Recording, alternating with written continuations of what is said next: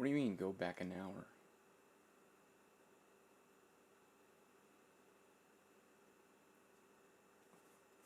That's dumb. What the hell?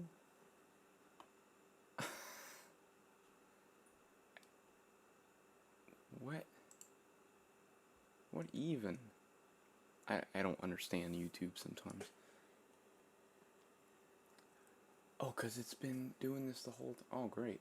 Great. That's just great. Christ. Alright, you can see me cook shit, I guess. Or not. I don't... I have no fucking clue, dude. Share. Yeah, sure. Open it up in here. Mute this. So we don't hear myself in double.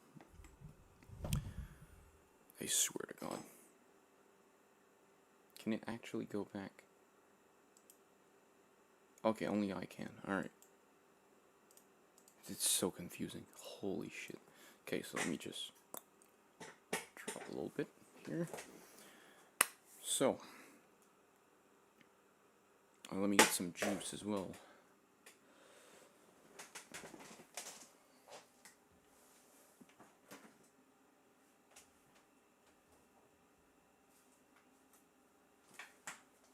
Juice is life. Alright.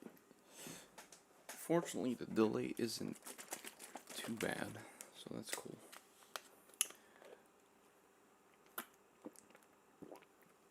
Three watching now. Hello, people. Hello, hello, hello. Sorry I was late. I was making, you know, a breakfast because I'm a fancy boy. Doing my homemade fucking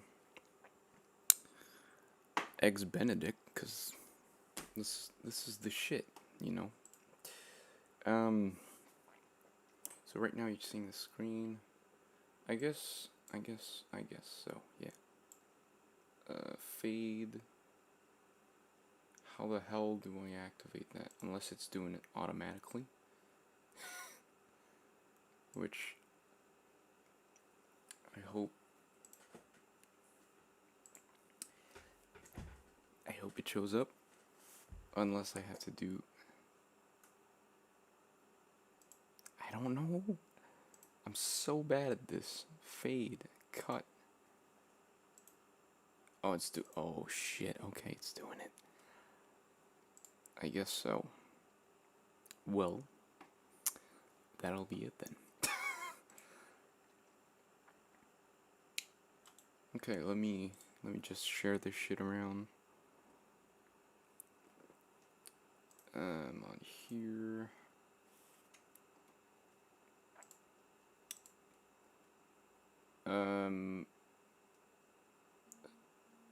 Jesus fuck, who? Right, at least you don't hear that. Let me actually turn on my goddamn... Yeah, noise gate, here we go. Much better, much better. Alright.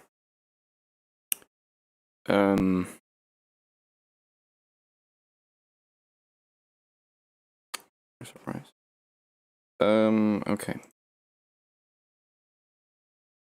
Post this on Facebook. I'm a fucking boomer. So I'll start eating this while explaining what the point of these live streams will be. And then we'll actually go on to the mix breakdown. If my goddamn... Are you serious? I'm selecting the whole thing. That's dumb. God, I hate this. Why? It's so dumb. I hate my computer. Alright. Just give me the video URL. Thank you. Paste that. There we go.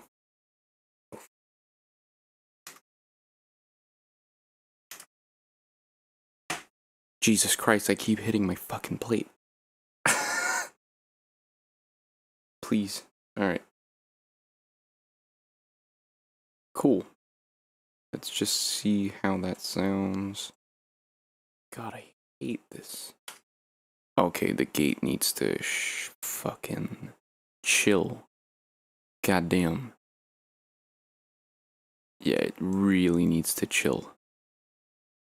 Is that better? I have no clue. Let's listen. Why? Please. Alright. Cool. Let's just see how that sounds. God, and now I hate this.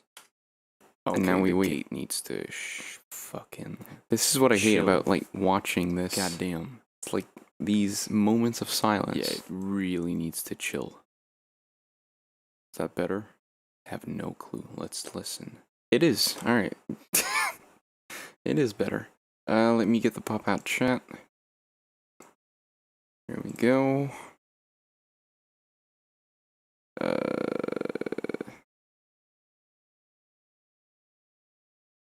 As such, viewers will experience buffering. Open widget. Stream is healthy, no data. Poor.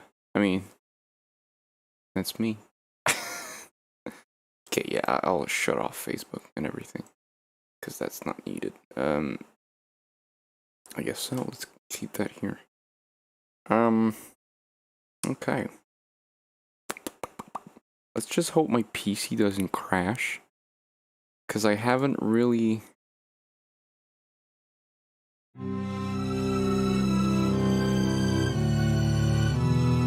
Okay, I'll just open up my task manager just to see if my CPU is gonna fucking explode.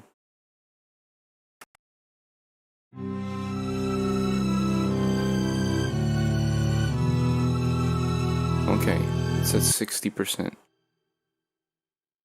Okay, so we're gonna start eating, of course. I've worked hard enough on this. I can eat. I haven't thought of putting anything. Jesus, this is not the best. I'm gonna hurry up a bit. Should have done this earlier. Fucking hell. Yeah, open it up. So, let me explain the reason of the series of live stream here.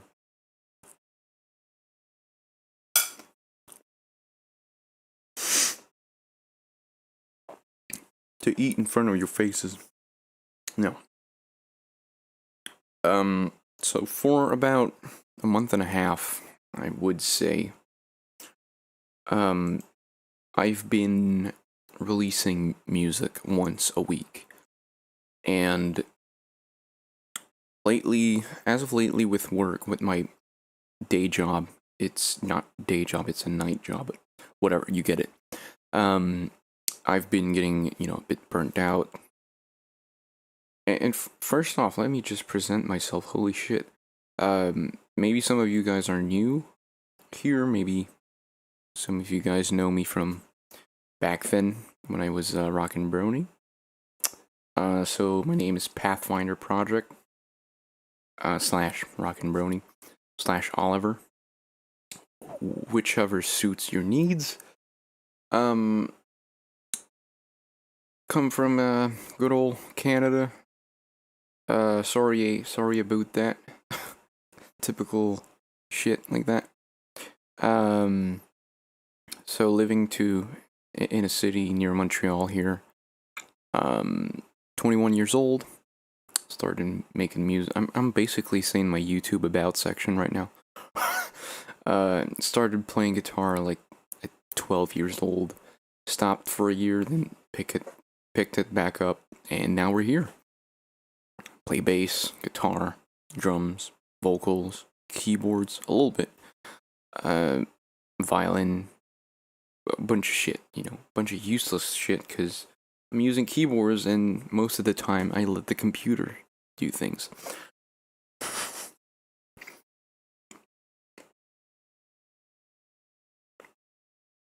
So back on the subject. Oh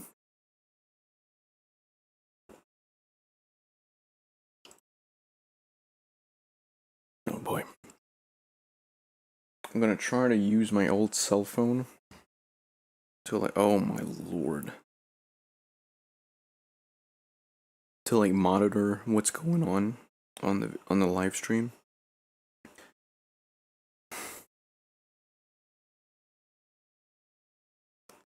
Now it's getting updates from, not even updates, notifications from 4 days ago.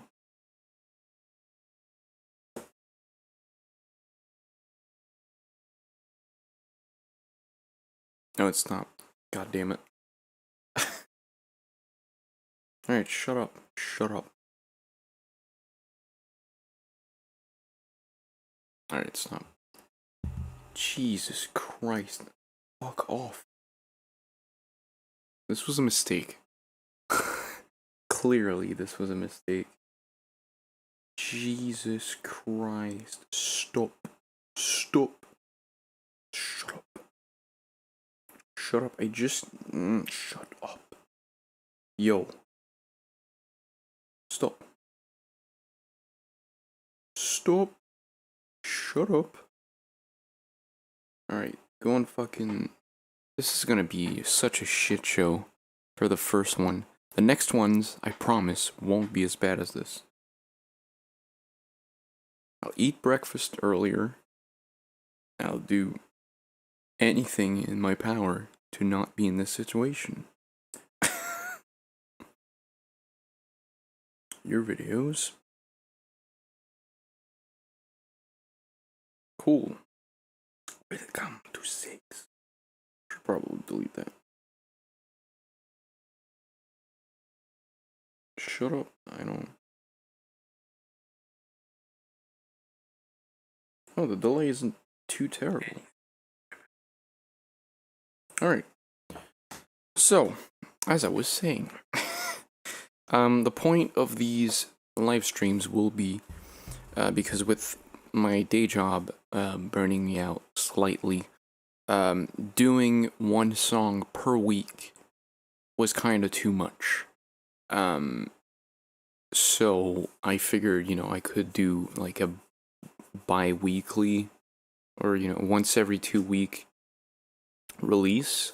And in between, I could do these live streams, doing a mix breakdown of the previous song, or chat, or, do a Q&A and whatnot.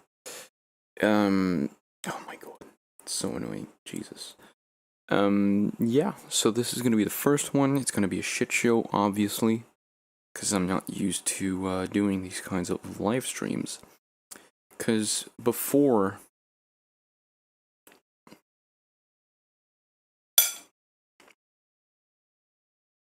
Like, when I still was Rockin' Brony, whenever I did live streams, it's mostly because I was gonna make a video talking, and I couldn't do it in one take, or couldn't bother to make a video editing of that, just like record with a camera and the microphone. So I would go on the live stream with my cell phone and just fucking do nothing for hours. I did try with OBS at one point, but my cell phone was so shit that, the frame rate was terrible. Right now it's pretty good. Everything is synced. My other cell phone, the frame rate would be like, I don't know, fucking 3 FPS. It was terrible.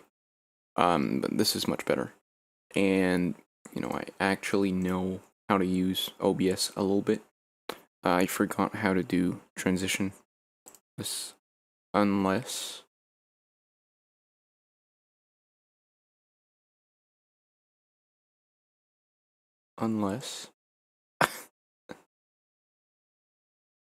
Oh, right. I remember. D.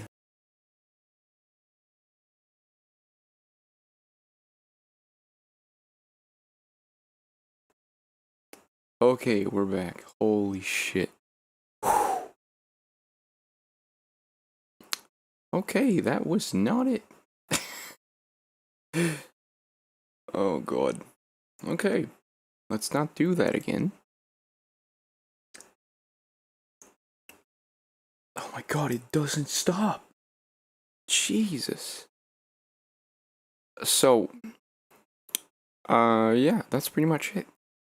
So, I'll be able to, work on more music, but slowly instead of having to rush it. But saying that,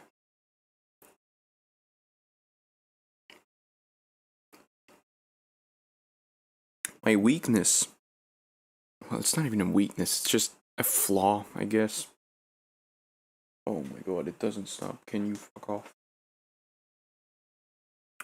The problem was that I wouldn't release anything unless I was really happy with it. And so the releases could be like once a month, once in 3 months. It would be random. And most of the time when I released them, it was like, alright, I recorded them yesterday and mixed it last night. So it wasn't really like, 3 months of effort into something. It's just like, I finished it last night, just get it out of my face. So I wanted to have a better structure, and to basically challenge myself to make songs as good as I could. Cover or originals didn't really matter, and put them out consistently. And so the consistency was my main problem. It was completely random.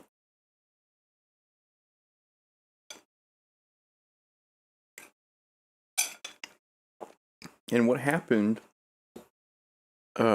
with my previous album, oops, sorry about that, the Heroes of Harmony, for those of you who know the tragic fate of that album.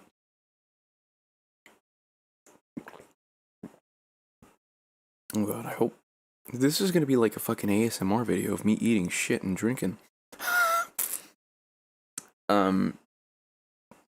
Shut up.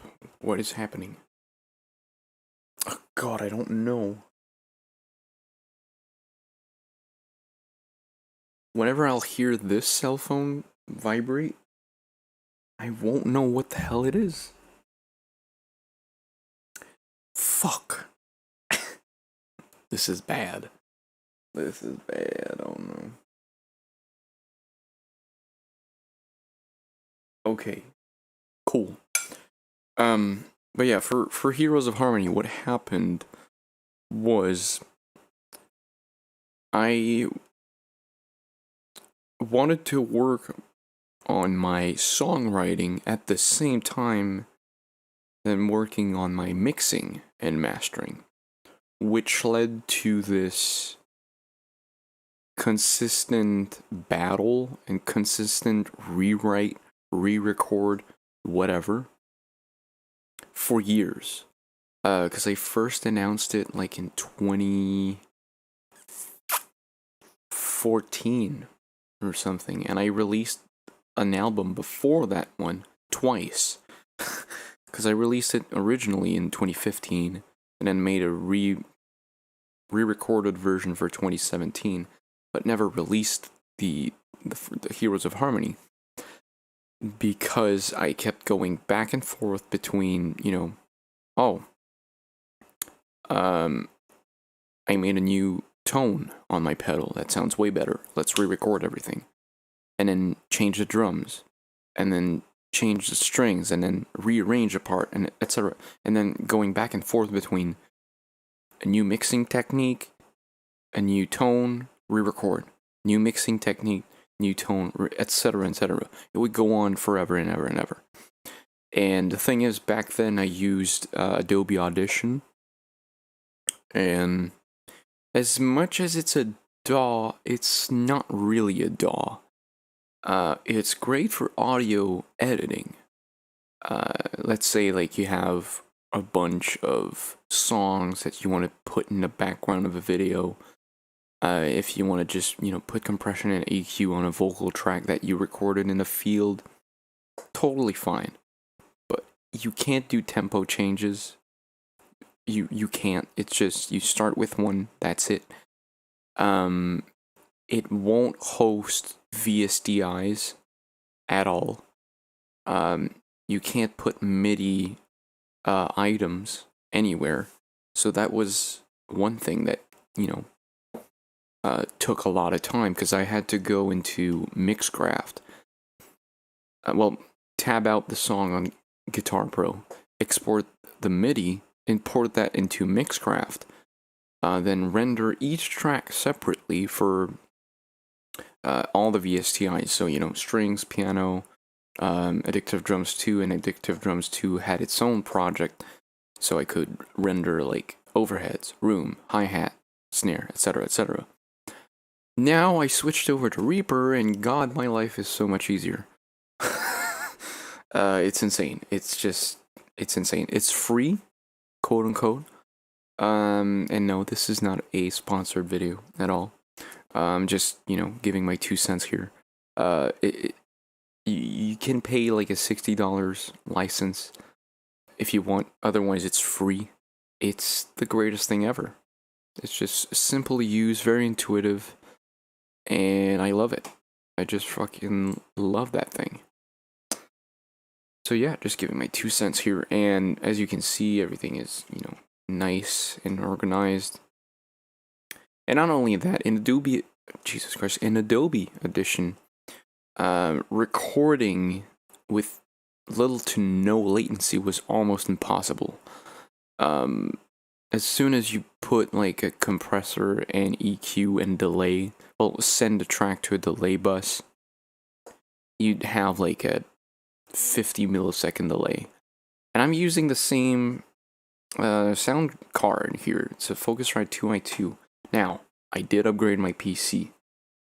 But even when I was on my old PC, in Reaper, it didn't have that problem. So, just things to take in consideration.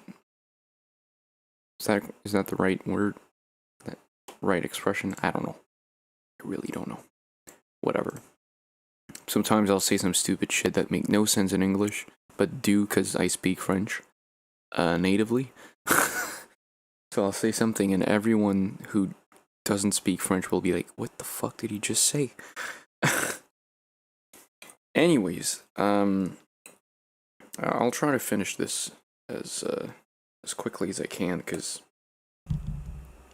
cold eggs Benedict isn't the best.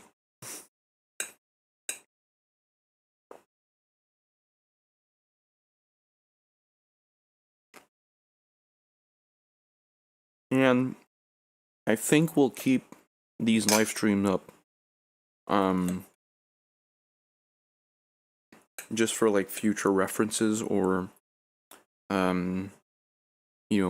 future references basically. So I can look back and see like what I did and see how I changed things. And that's also the goal of this live stream, is to not only give you guys some hits, some tips, tricks to mixing, but also to you guys give me some tricks. Because, sometimes you have 20 years of experience and you don't know jack shit. Totally not a reference to someone that we're not going to mention a name here. But yeah, experience doesn't really matter. You can have 20 years of experience in a certain subject, and someone who's only had like 1 year can know more, or can know things that you don't.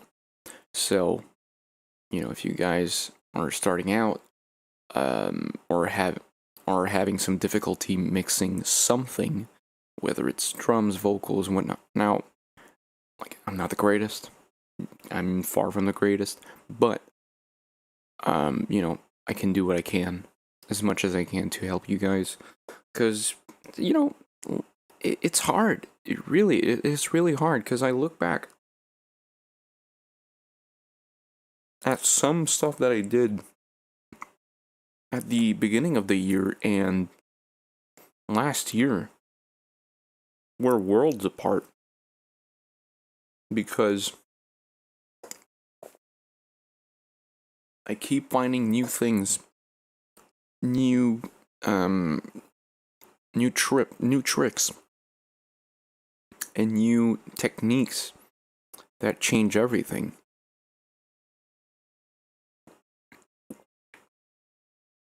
For instance, switching over to Reaper was something really weird because I didn't really use that thing, and the routing is completely different than Adobe Audition.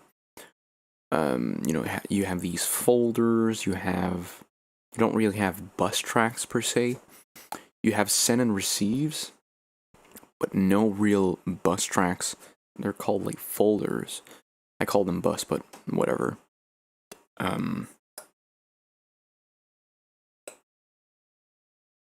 But yeah, just switching DAWs, basically starting from scratch, because I use templates, both in Reaper and Adobe Audition, to make life easier and not have to do an EQ for the snare and do compression again, especially if it's the same every time.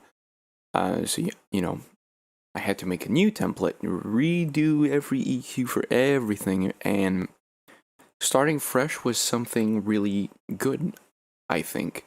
Because when you keep using the same template over and over and over without changing anything, that's when things get stale. Because you'll keep hearing the same thing and be like, alright, it sounds good. Sounds good to me. But then, when starting from scratch, you'll be like, oh, I'm hearing things differently now.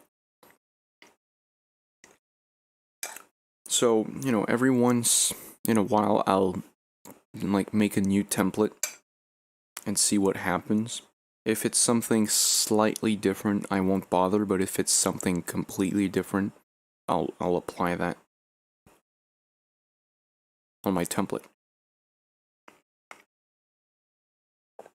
For instance, just in the past, 6 releases? Something like that. Things went completely different ways. For example, Hollow was the first video that I had a music video, quote unquote, split screen thing happening. And unfortunately, I saved the project again with the changes. But yeah, there we go. So a month ago. What date was that? April 24th. Damn, it's been a month and a half. Seems like yesterday. Jesus.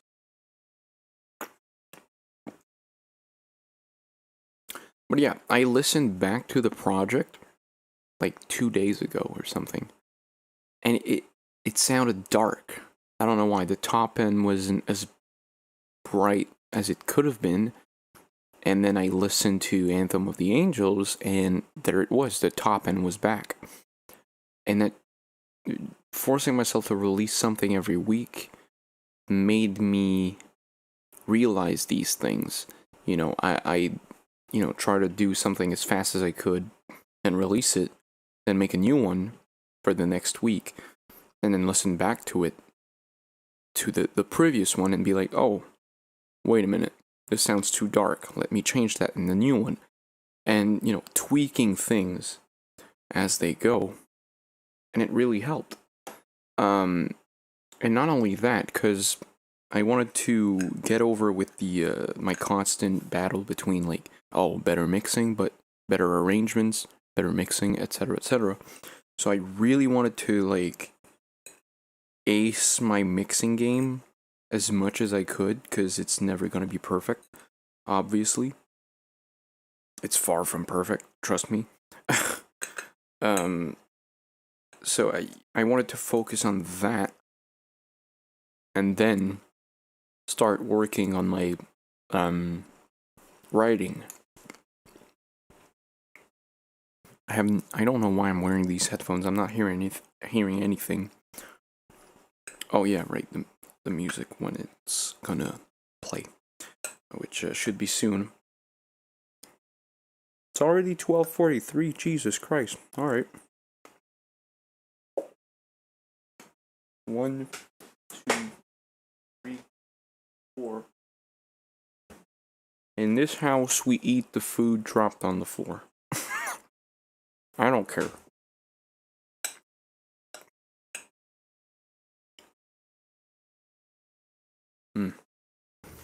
But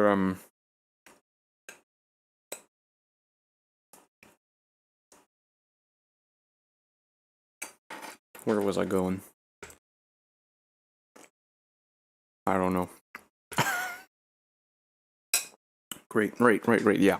So, I'm gonna finish eating this, and we're gonna start the mix breakdown by 1. I promise. In 2 weeks, though, we will start directly with that, and I won't be eating in your faces.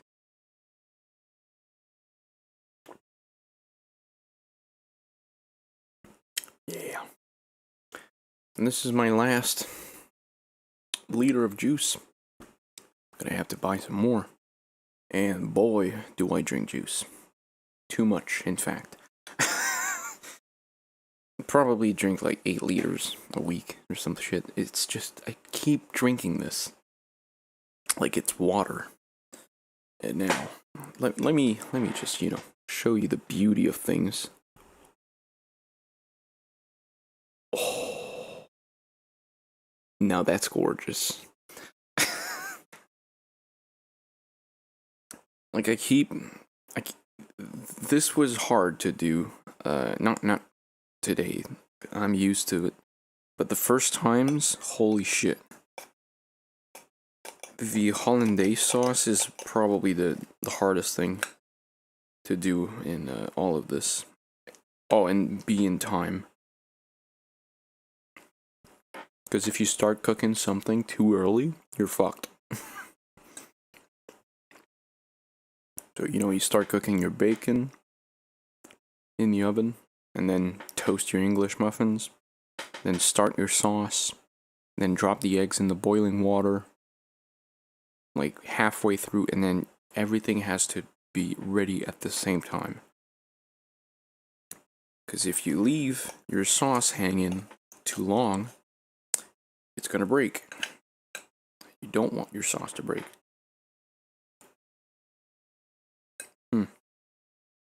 Man, that's good. That's good shit.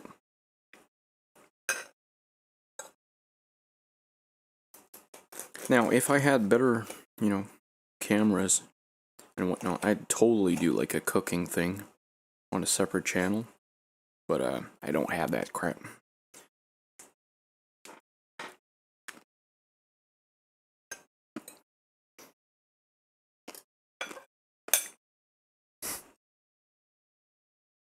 And I also don't have any original recipes.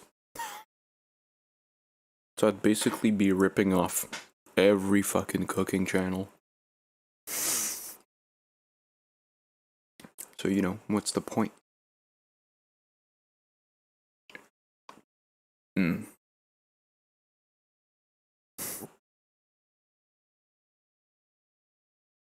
Alright, 13 minutes to go. And then,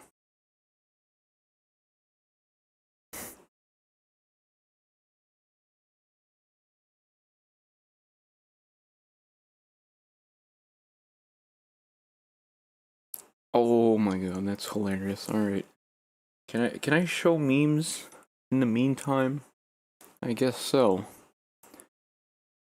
Oh wait, crap. I'm such a dumbass. Whoa, what the hell is going on? Oh.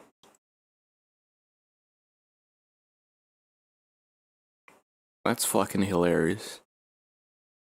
Oh my god. That's fucking hilarious.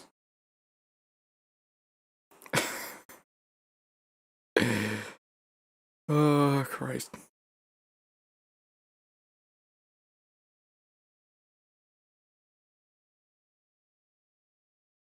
Oh, yeah. Concerning the Black Lives Matter protests, some fuckers broke down, like, the biggest music store in Montreal, thinking they were smart. They got caught with the guitars in hand. They had stolen, like, 5 minutes later. And, you know, they thought they were being smart and shit. But the owners responded to what happened. They were like, they're guitars. They're not people. And I was like, holy shit, alright. Got them.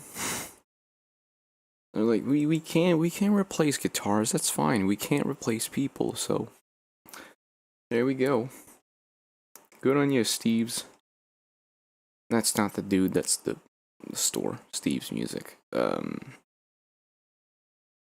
yeah, I was shocked when I saw the first video of the people. They picked up the guitars. They broke the windows, took the guitars, and then some people took guitars and smashed the windows. I was like, what even? If you wanted to resell that guitar, you just made it lose like 75% of its value. I don't get it, man. It's so dumb. 10 minutes to go. Boy, that was a lot of potatoes. Fucking hell.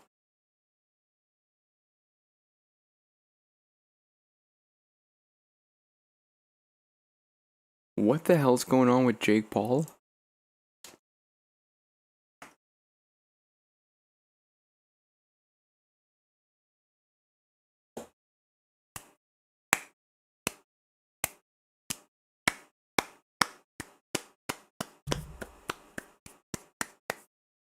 About damn fucking time.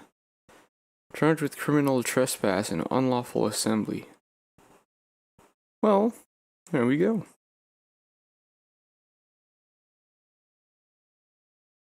That's all I gotta say. Fuck him.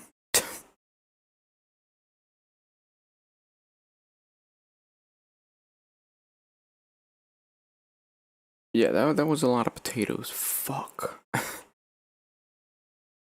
I'm stuffed, but there's still one egg to go. Lord, give me strength. I should also stop drinking that much juice. Oh, right. Devin's live on, like, an Instagram, I think.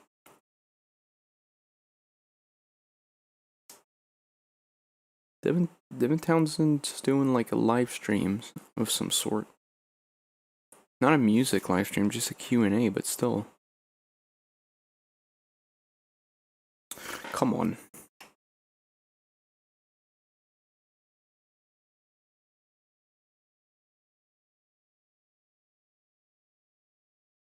Oh, right. Oh, it's 3 p.m. Never mind. So it's in 2 hours. Check it out on Prestige Guitars Instagram. Real shit, though. I'm fucking stuffed. God damn. Sucks. Alright, I'll eat this. Let's not be greedy here. Let's just do 2 bites. Don't be a fucking pig.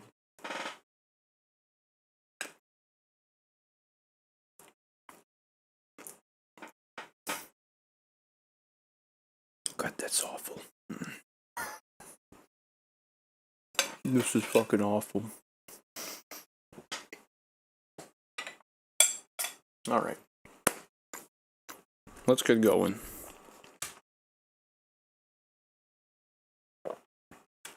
Let me change the look of things.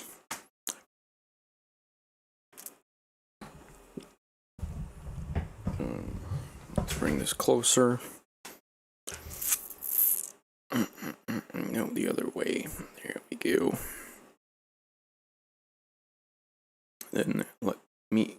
corner here. Alright. So, I guess we're gonna talk drums first, and keep in mind I do have a mixer window opened on my second screen on my left. If you don't have two monitors, that's fine. Whatever suits you. So I'm using Addictive Drums 2. Is it a legit version? Who knows? I do, but no, just kidding. You guys know I didn't buy that shit. I'm too broke for this. I did buy a UVI workstation, well, UVI orchestral suite, which we're gonna talk about later. But Addictive Drums 2, fantastic drum software. I was able to find, you know, the latest kits within that crack. So, you know, it has the United Heavy kits, the Brazilian, no, this one. Yeah, that we already had that one in the so Fairfax Volume 2, Brazilian Timbal, Djembe, Modern Soul R&B, United Pop, Cajon, and I guess that's it. Boutique mallets as well. But yeah, I really wanted the United Heavy things because it's just fantastic. Let me pull that up here. Yeah. No, not OBS. God damn it. This is not what I wanted. All right, cool. We're in business. So as far as the kit goes, it's pretty simple.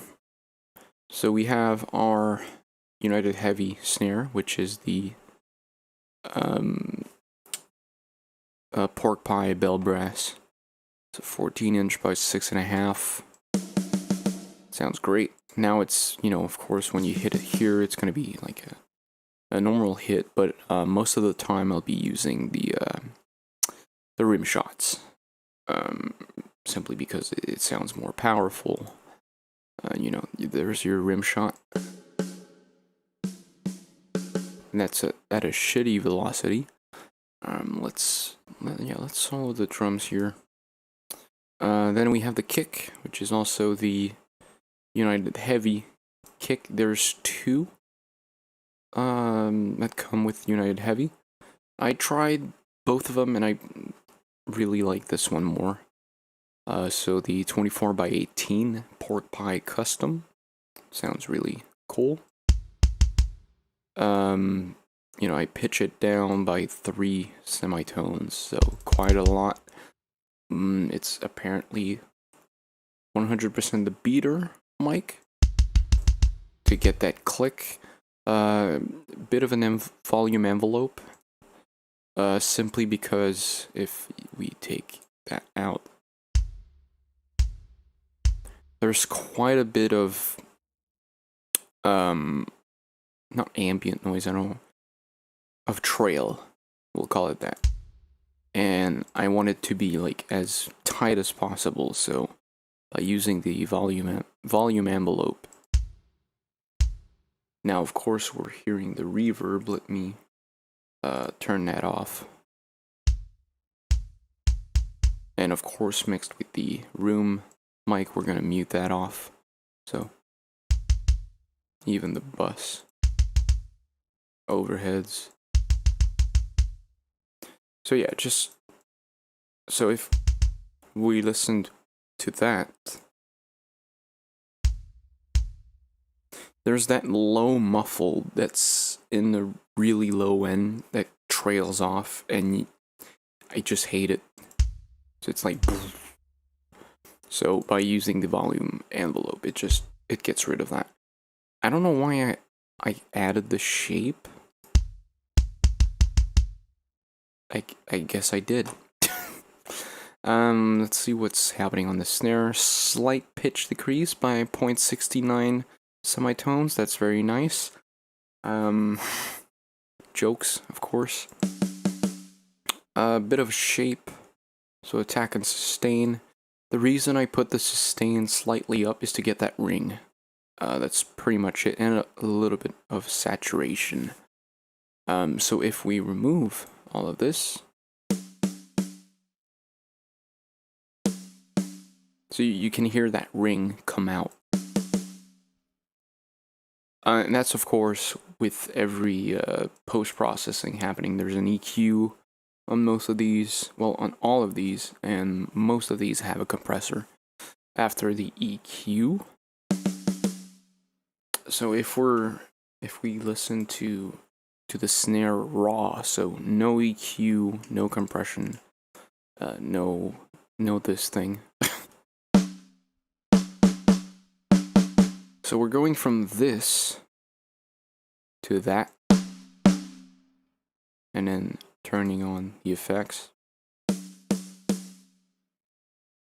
I guess I'll go through everything in here within the DAW, within the plugin, and then we'll go on the effects, the post process. Well, the post effects, if you want.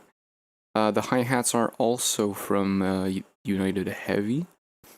Just really like how it sounds. Nothing really happening except the volume response, which I set to 130, simply because I want the lower velocities to sound even quieter, just to give more, for it to be more realistic, I guess.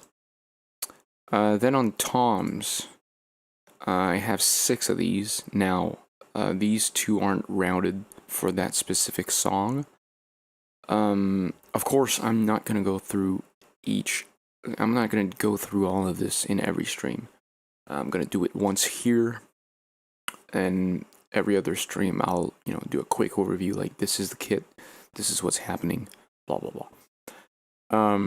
So I do have 6 toms normally, so these 2 are really high-pitched. I think we can hear them through the overhead and room mics.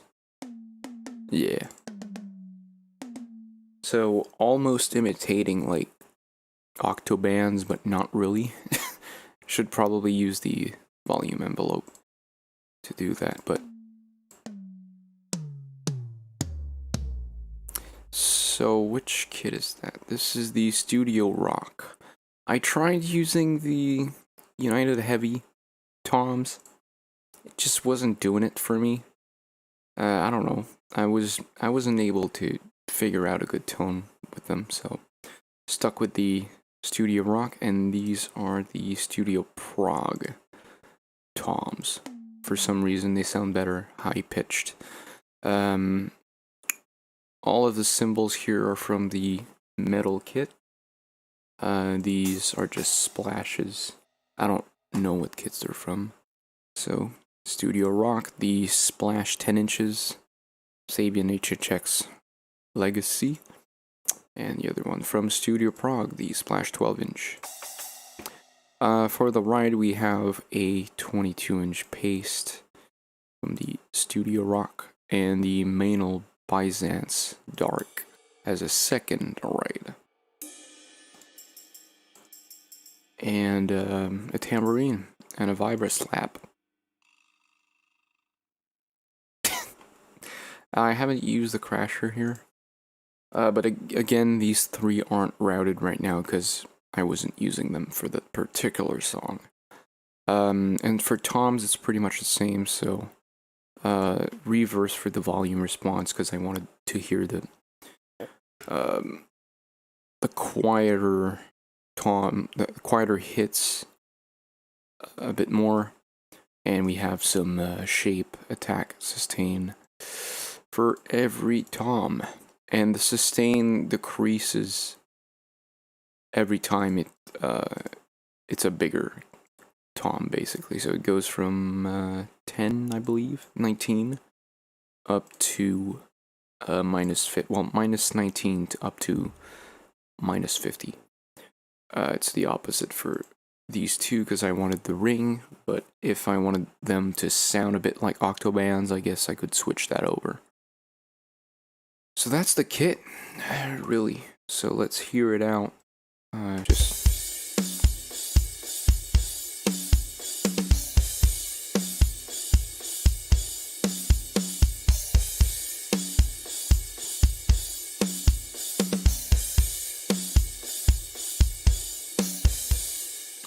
Okay. I hope this was loud enough, or at least not too loud. And I'll try not to talk at the same time that I'm playing stuff, just to make things easier to understand.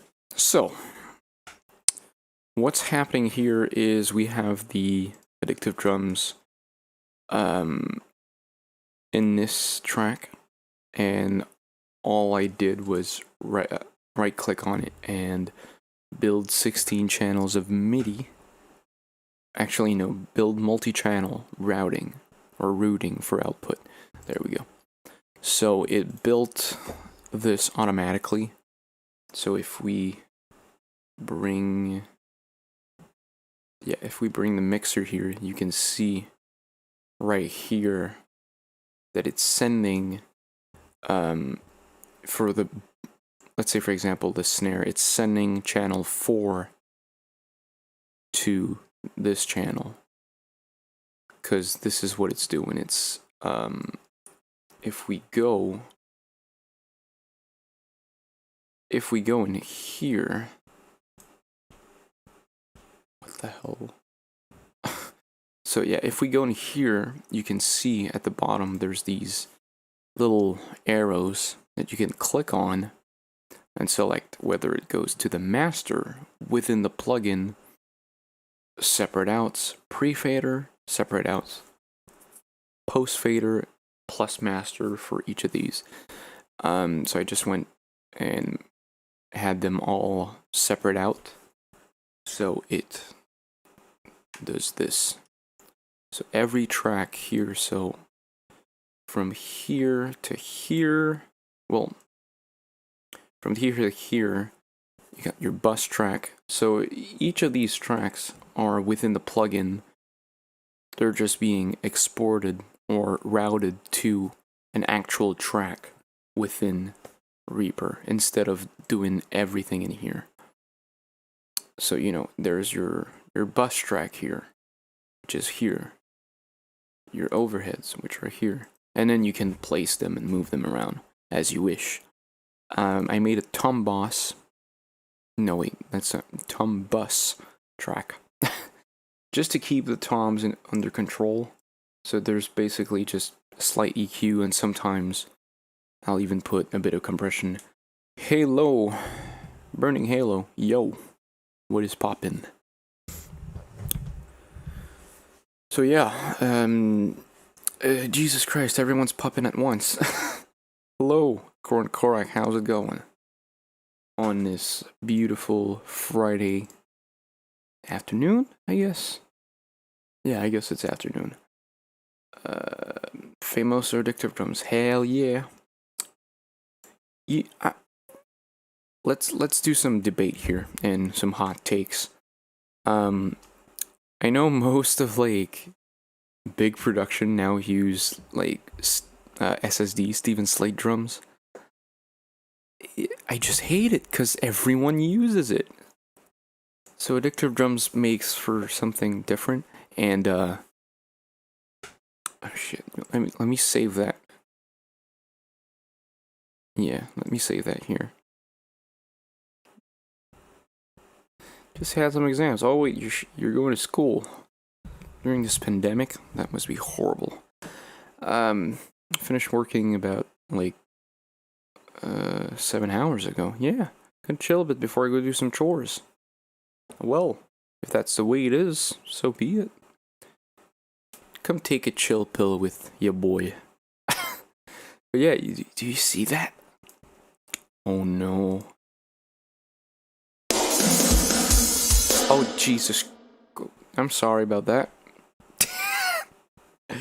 This was not... Okay, let me just, let me just do something here. That was awful. Holy shit. Let's turn all of these off. Thank you very much. Turn the reverb off as well, and hit play. What the hell is happening?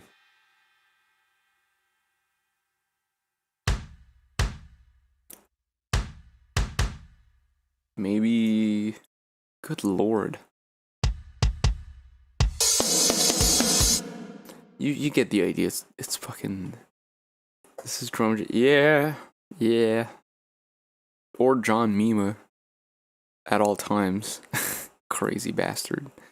I love him. I miss him. I miss all my homies. Yeah, it's just fucking... You know this. You know that snare sound. You do. Trust me, you do. Yeah.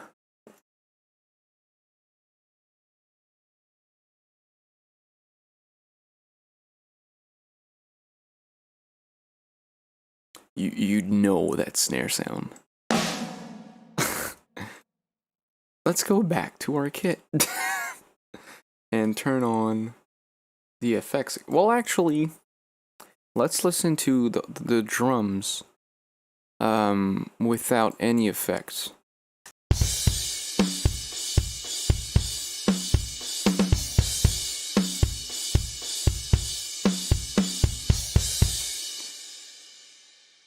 It sounds very, very...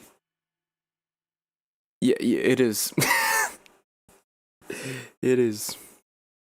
Because he sent me a project the other day to do guitar on, and the preset was on there. I was like, oh shit, what have you done? You have given me too much power. So I may or may not do some songs or covers in the style of Prince, whatever. Like, oh, let's do All Star using Prince's kit. Or do some stupid shit. It was like, I told him, he was like, oh, do it. Please do it. I don't know what I'm gonna do with it yet, but yeah. Thought it was funny. But yeah, it sounds as if you were in the room with the drums, you know? But like really close, not too far away. Also, for some reason, I fiddle with that, but the bus track is actually phase on the other phase. I switched the phase on the bus track for some reason. By bus track I mean this one right here. For some reason it sounds better. I don't know why. I guess it's that's how it is. So let's go one by one. So for the bus track, what I have going on is some snare, all of the toms, a bit of room, a bit of overheads. Simply to give the snare more breath and more ring to it. Because I compressed the shit out of that track. So if we listen to the bus track on its own, right now it's that's raw, so that's no effects. Let's turn the so I have an EQ going on, which is just a high-end boost, and then the compression, which is not active. Let's turn both of these on. So quite heavy. going to the -6, even -9 when the toms kick in. So it's really just to make the snare ring a bit more because of the insane compression. Shut up. So up next we have the overheads. So again, every time we'll switch to a new track, we'll listen to it raw and then with the effects. And the neat thing with Addictive Drums and most drum plugins nowadays is that you can choose how much you want to hear a certain piece in your overheads and room. For instance, you can choose that, I want to hear more of the kick in the overheads. Like right now it's at -17. You can boost the shit out of that, but why would you? Because I try to approach this kit here as if it were a real kit, even though there's no bleed. Like you can't hear the hi-hat on the snare. And I tried imitating that before switching to Reaper. Like I render each separate track, but with ever so slightly some hi-hat, some kick, and the rest of the kit in every track. So like the kick, I'd hear just a little bit of everything, snare a little bit of everything, etc., etc., for no goddamn reason. So now, what do you want? Cool, I don't care. That's awesome. So yeah, that's the overheads. Snare is not too... I could actually boost that a little bit. Yeah. That should do it. Because keep in mind that the overheads will, you have your left and right over your head. Get it? And you hear everything. And the toms are higher than your snare, so you're going to hear more toms. Your cymbals are higher than your toms, so you're going to hear more cymbals. And, the kick is way below. So I try to, approach it like that. And if anything, if you don't have access to a real kit and you're using Addictive Drums SSD or whatever, you can try to get, I think Produce Like a Pro do have some multi-tracks with drums. So if you have access to those, just listen to the overheads, mics, and tracks and try to replicate that. That's a good trick that I can give you guys. So you can, try to be as authentic as possible and be the boomer that you can truly be. So for the overheads, really simple. We have a high pass filter going up to almost 350. An ever so slight boost. You think that you'd want to boost the high end like anything, but if it's too high, it's just gonna like destroy your ears. So the paper region here at the 5K got rid of that. And boosted, ever so slightly by 1.5 dB. And we have a bit of compression going on after the fact, just to stomp down on everything. So if we listen with the effects. So without the EQ,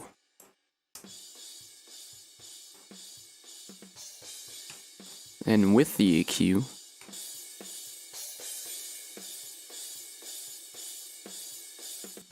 notice how we almost lose the snare and the kick.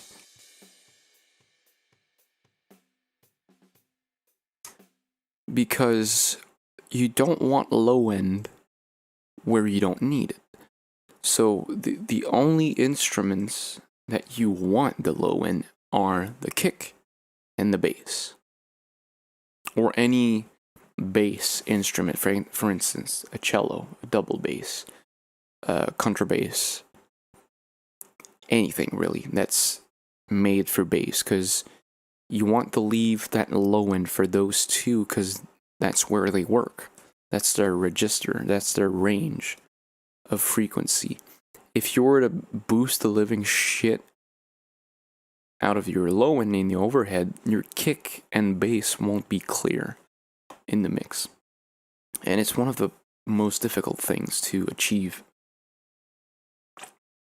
in a mix, is to have a good clear low end. And I currently don't have that. It's okay, but it's not the best. So up next we have the room mic.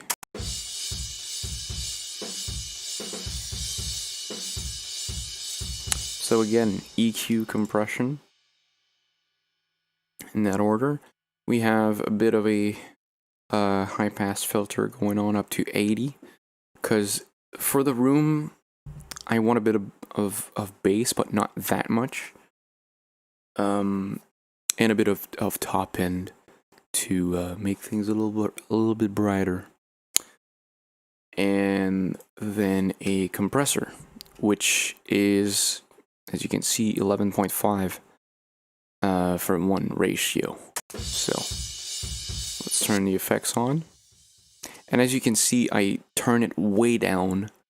Depending on the song, I'll raise it up or down, but generally it'll be just a subtle thing. But if we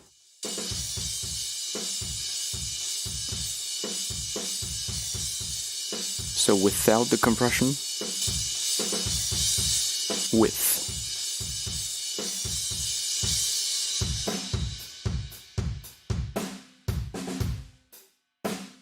and we'll turn that down where it was. There we go. And so if we combine our overhead and room mics,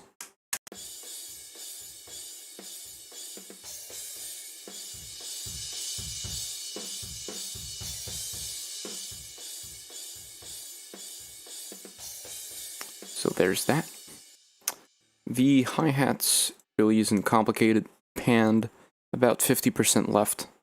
I used to pan everything from like an audience perspective, so the pan would be mirrored, so the hi-hats would be on the right, toms would go from right to left.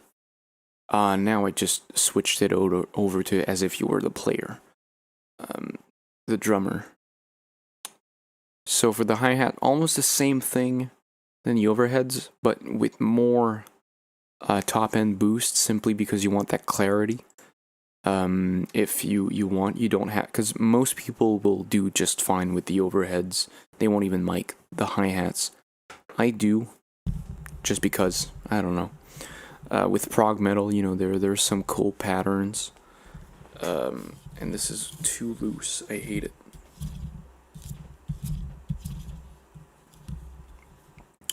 Well, I guess this is it. So yeah, just a bit of EQ if we listen to it on its own.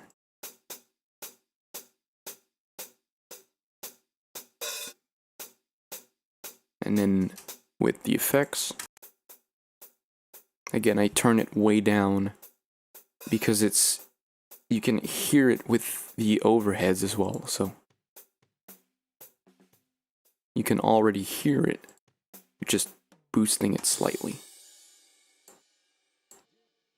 Now for the snare, this is where it gets complicated because you can do so many things wrong. So it starts with an EQ.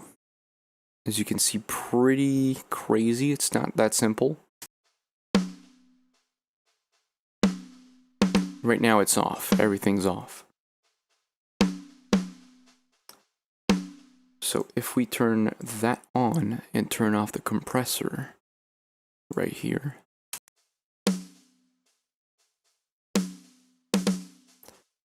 So let's turn it on and off and see what happens.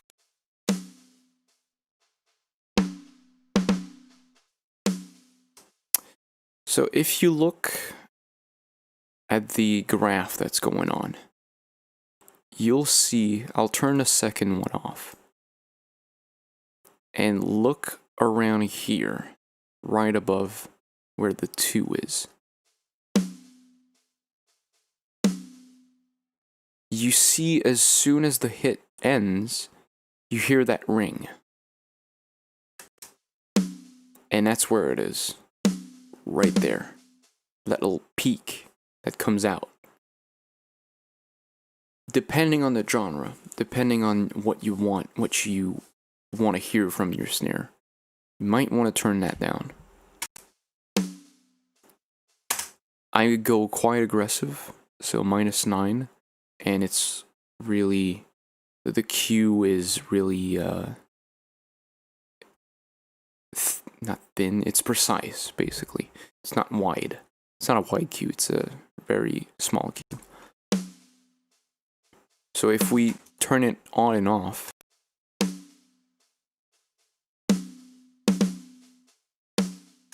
you can hear that ring stop. But you can still hear it. Just way less.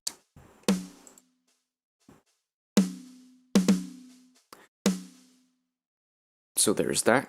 So a bit of, again, a high pass filter up to 200.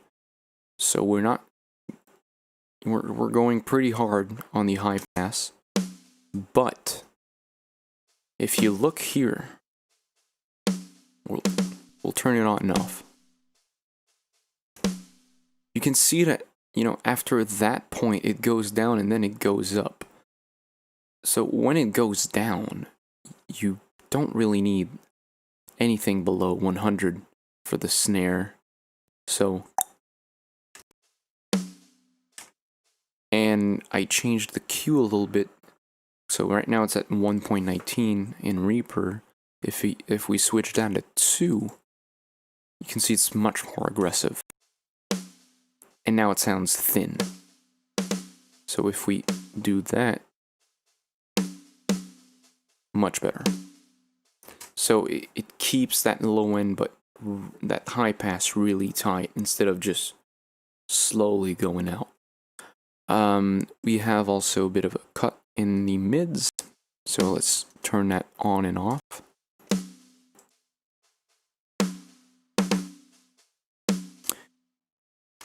It sounds better, and a bit of clarity with some top end here.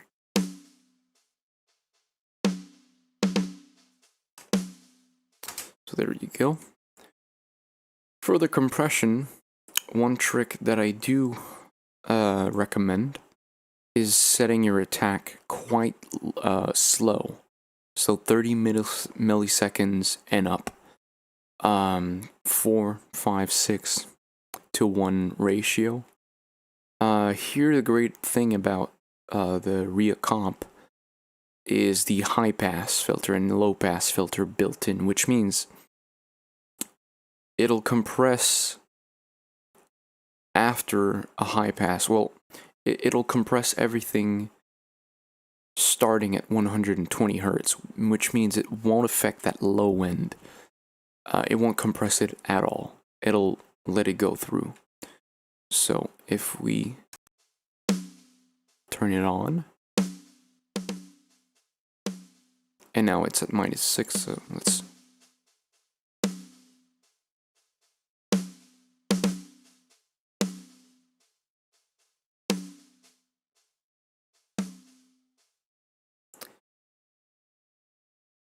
so let's switch the high pass to 0 and see what happens there. Look at the gain reduction here.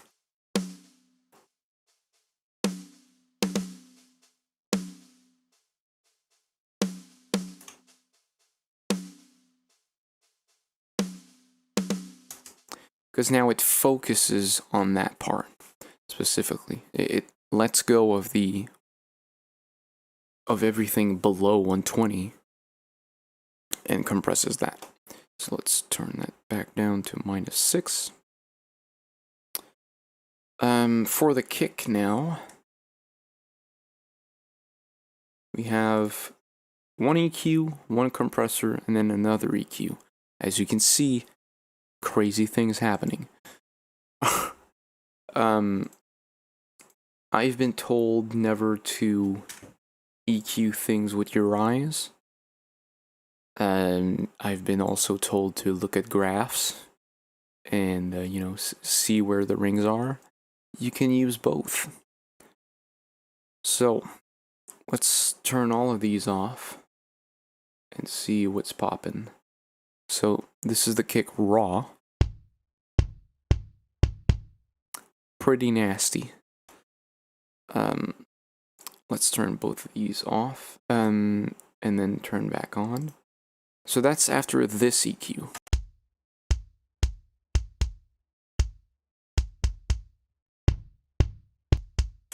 Nothing else, that's just the EQ. So as you can see, a lot of top end boosted to get that click. Some low mids-ish cut really deep.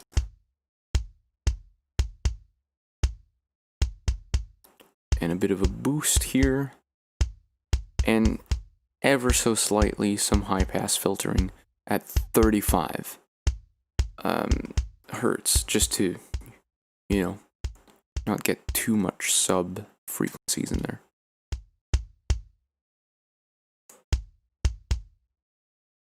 Jesus Christ, sorry about that.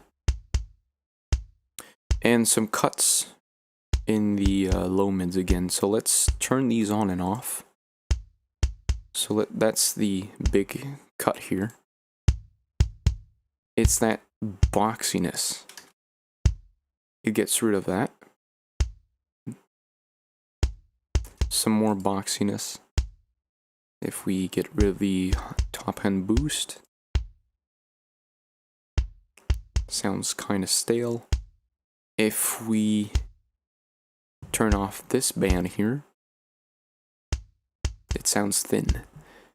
And if we turn off the high pass here,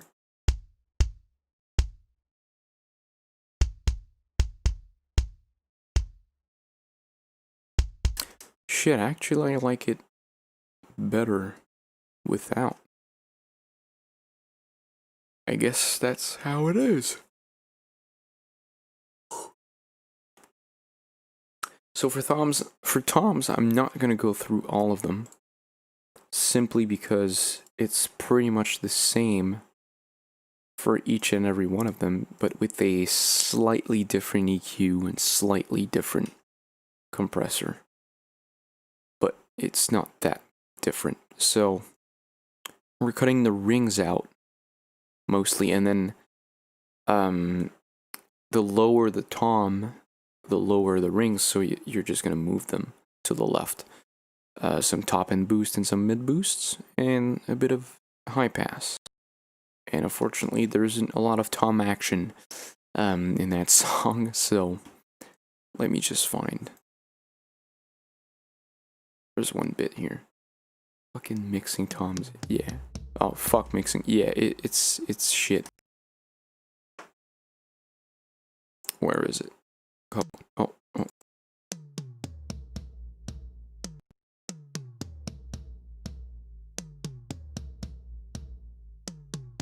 So as you can see, we're going pretty hard on the compressor.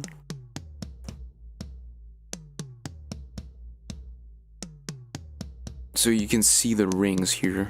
It's really, really something. So without the EQ for the first tom,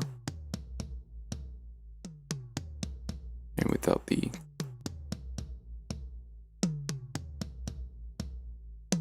you can hear, my god. Oh Jesus, I'm totally not tired. So you can hear it's not as aggressive. It's just, you know, poo. Whereas with the compression, the compression on its own, well, Granted, I'm boosting it on the EQ here.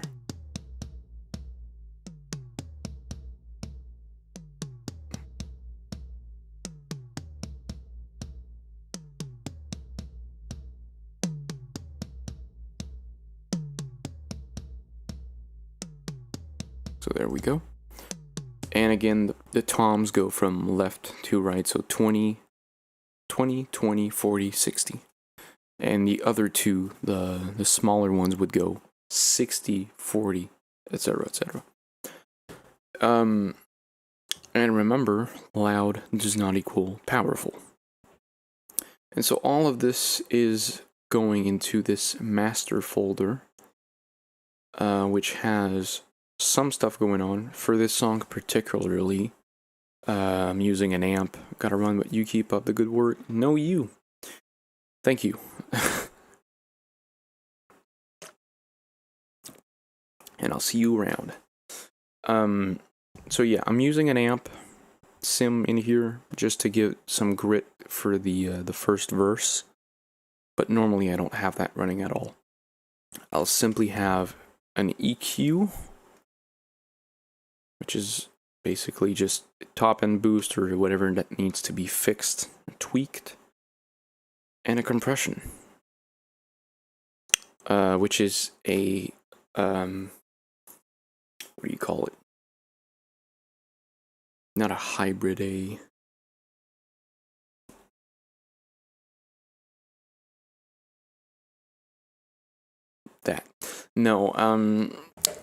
it's I can't remember what it's called, but basically, as you can see, my wet, so the compressed sound is at -12, but my dry sound is at 0, which means we're blending the compression with the dry sound.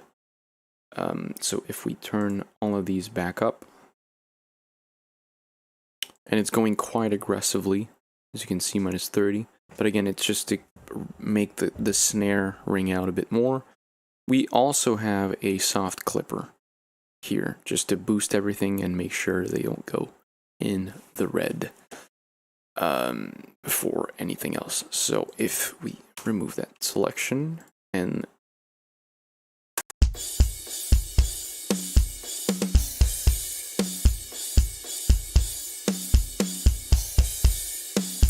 oh shit, I didn't go through the kick at all. I forgot about that. Oh my god. We skipped it. So the kick compression, quite heavy, but very fast attack, very mid release. We're high passing up to 85 hertz and low passing down to 530 hertz, simply because I don't want it to compress the extreme low end, just that one boxiness, so it keeps it under control. So let's listen to the kick on its own. That's with the compression. And the second EQ after the compression is just this. So more mids cut out and a bit of a bass boost. And I think I should turn back the... Yeah, there we go.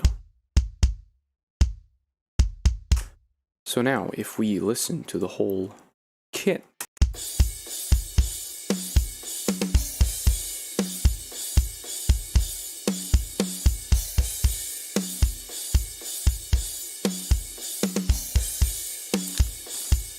and so let's listen to the whole kit without the master effects and without, well, with and without, so.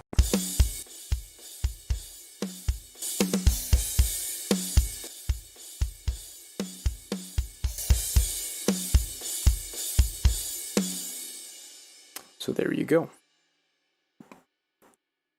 It sounds quite dry, you may think. And that's where your reverb comes in handy.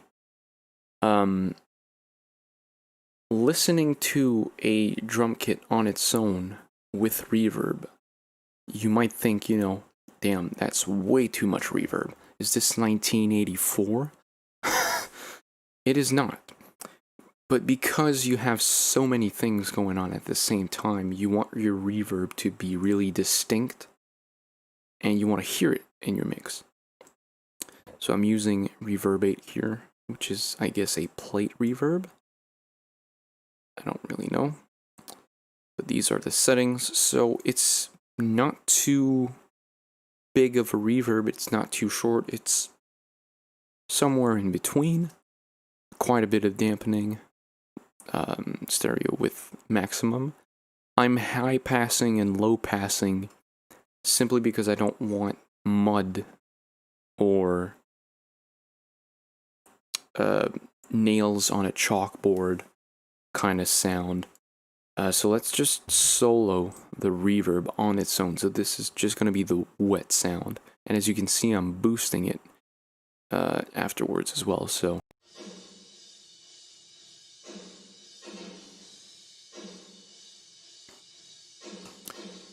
as you can hear, it's not muddy and it's not clear at all. It's just, well, it's muddy, but not in the low end. So if we turn these off, see what I mean?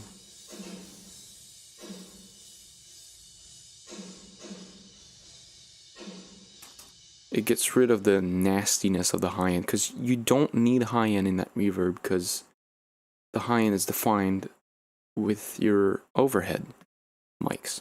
And if we bring the high pass, because more low end in other instruments other than your kick and bass, the more your low end is going to be lost. So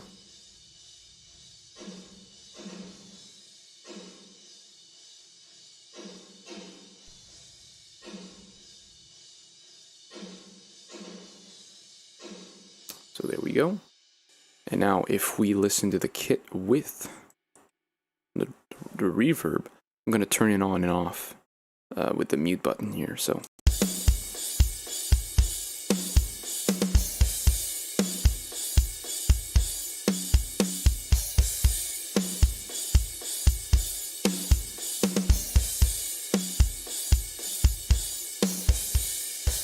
and that's where the amp comes in here.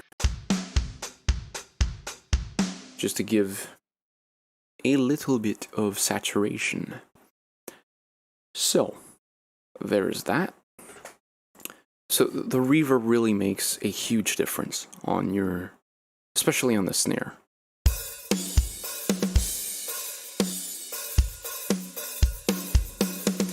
And this is basically like a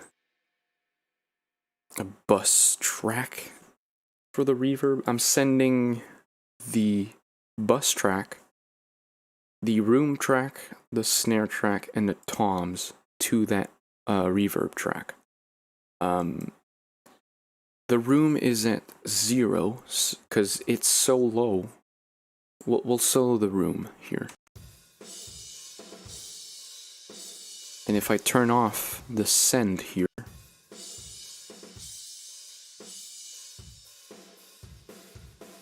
it makes the room sound, larger than it is. And that's what you want.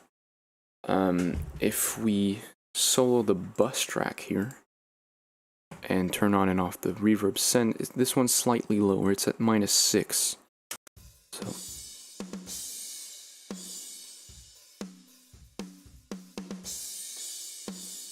again, with that philosophy of bringing out more of the snare ring, and if we listen to the snare on its own, it's at -9. But because this is a close mic, and it's louder than the room mic and the bus track, obviously the reverb is going to be louder.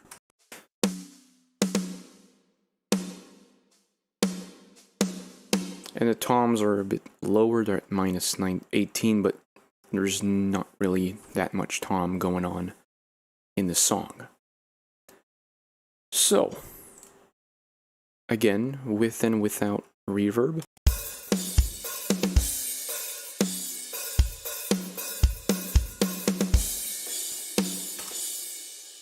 It gives it more breath. So that's for the drums. I'm going. No. But yeah, you take your time to really master those things, because there's three things that are really important that make or break a song. It's one, the snare, how powerful it is, how good it sounds, how well it's EQ'd, compressed, whatever.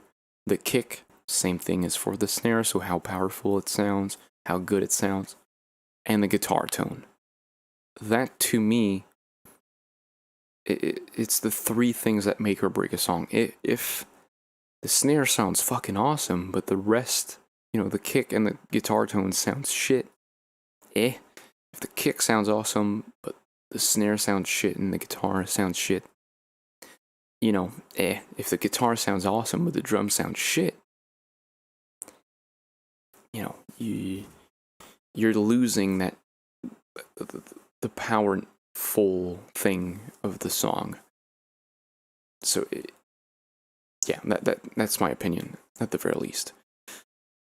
I guess we could go in guitars. Now, do I have the right to take a poo-poo break? Because I need to go. Can I make like a fucking... Yeah, open up Paint.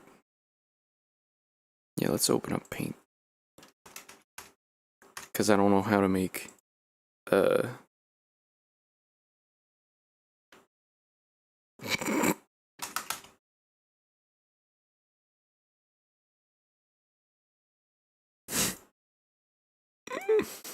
This is dumb.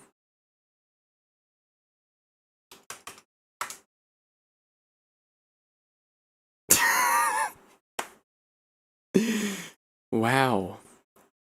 Incredible. So I'll be out. And I'll be back in like 2 minutes.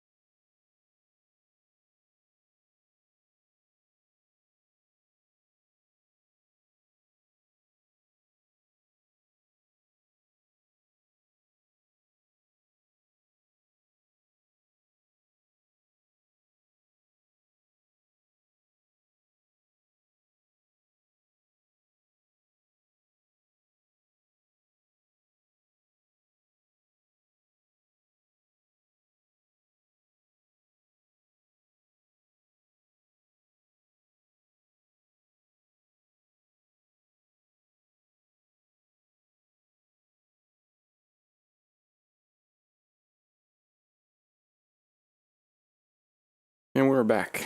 Alright. There we go. There's my stupid face. Okay. This is great. So, back to this madness. Does it even seem like... I can't tell. Can you guys even see my fucking cursor? Oh my god. Please. No. There's no way. Transform? No. Properties. Holy shit, I had to do that? I didn't know. What the hell? That's so dumb. I've been doing this thing since the beginning. Alright, whatever. So, guitars. I've been using Zoom pedals for quite some time. I might be upgrading in a couple months for a head rush, simply because it's miles ahead. It has XLR outs. Even the new one, the new Zoom G11 doesn't have XLR outs.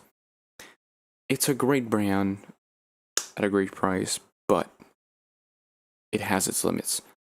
That being said, this is what it sounds like. I'm using a diesel simulator, whatever you want to call it. With, you know, a tube screamer in front of it, noise suppressor. For this song, that's pretty much it. So if we listen to that.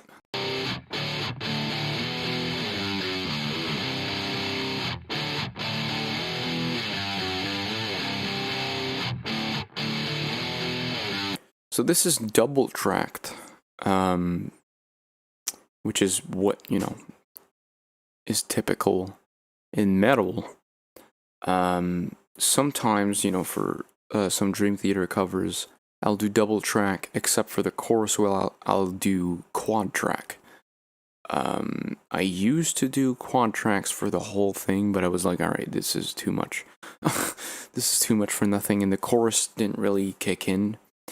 But for this one, you know, for Breaking Benjamin, I wanted something, you know, raw and more in your face, so left and right. That was it. The original song is in drop B, and I don't have a guitar that goes to drop B. I mean, I do have an old Washburn that I tuned to like C standard, but it sounds flubby as hell because it was not made to go that low. So for this song, I used my 7-string Ibanez and tuned the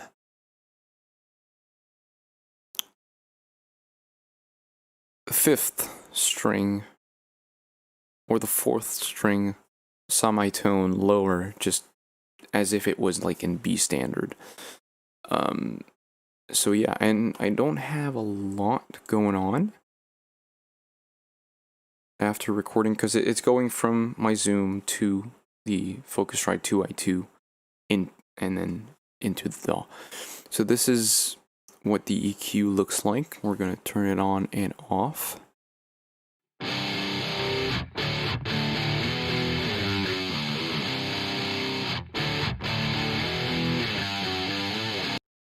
You might think it sounds thin on its own. You gotta keep in mind that the bass is gonna come in and fill that gap, which is why the first one, the high pass, is up to 160. I could go a little, you know, less aggressive, but just for the sake, because it's going quite low, you know, it's going up to down to B, and then, you know, there's your bass, so you want them to complement each other. And I also have a bit of multiband compression just to control the chugs.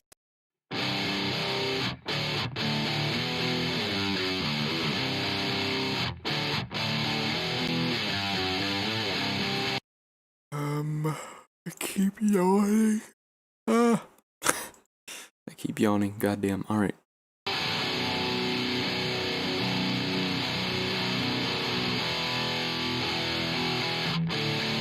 So as you can see when I stopped there, just before it did like -3. For those of you who don't know what a multiband compressor is, it's basically acting like a compressor, but within certain frequencies. So for example, this one will compress everything between 0 and 200 hertz. This section will compress everything between 200 and 1000 hertz, etc., etc. So if we solo that band, this is what we're compressing. It's really just to keep the chugs under control. That's pretty much all it's doing. Of course, you can boost certain regions. For example, apparently oh no, this is off, so that's fine. That's pretty much it. That's what's going on. So we're gonna listen to these with that thing turned off. So we're gonna turn on and off. And of course, one track is panned hard left, the other one hard right.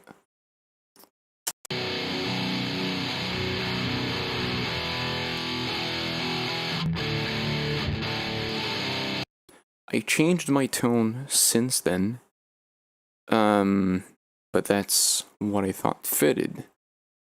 So that's pretty much it for the guitars. Same goes for the lead guitars.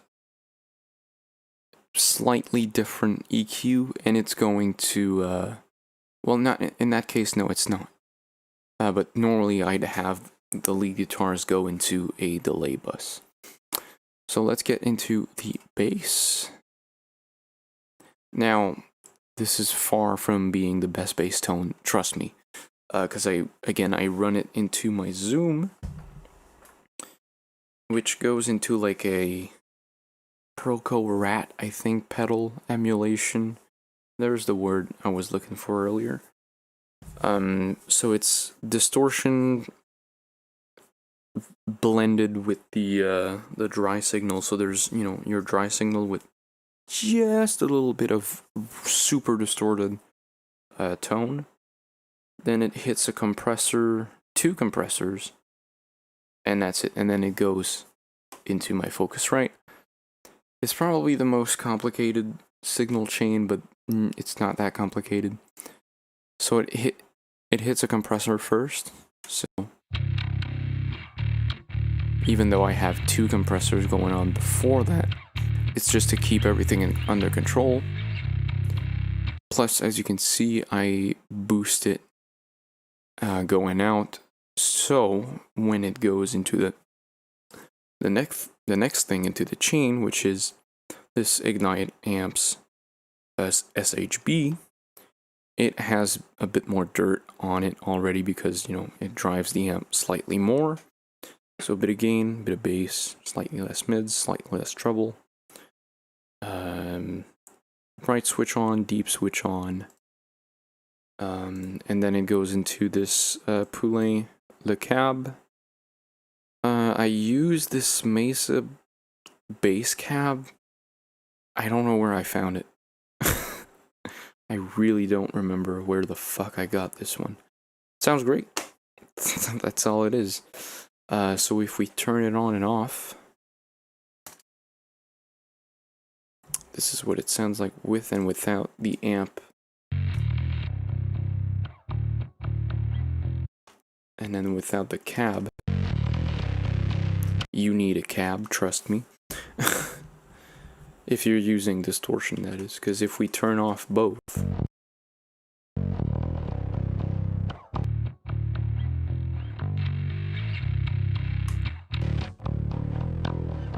that's without the amp and without the cab. Add the cab, much better. And then Then we hit an EQ, which I should probably change because it sounds like shit. But I guess that's what we used for the moment, and let's see how we can improve it. So we're gonna listen to the thing here.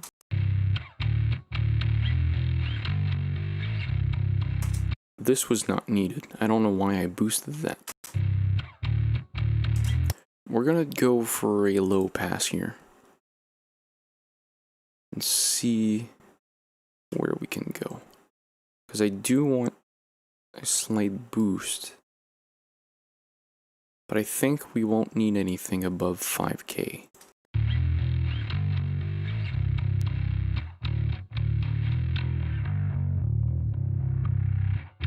So as you can see in the graph, everything here goes down, so we can follow that and do this.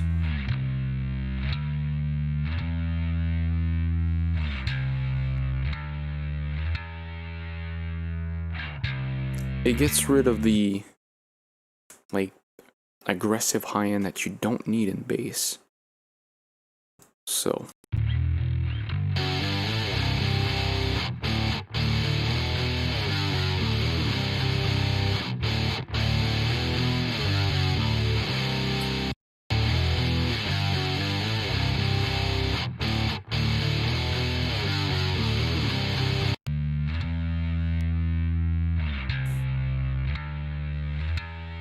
okay, that's much better like that. Alright.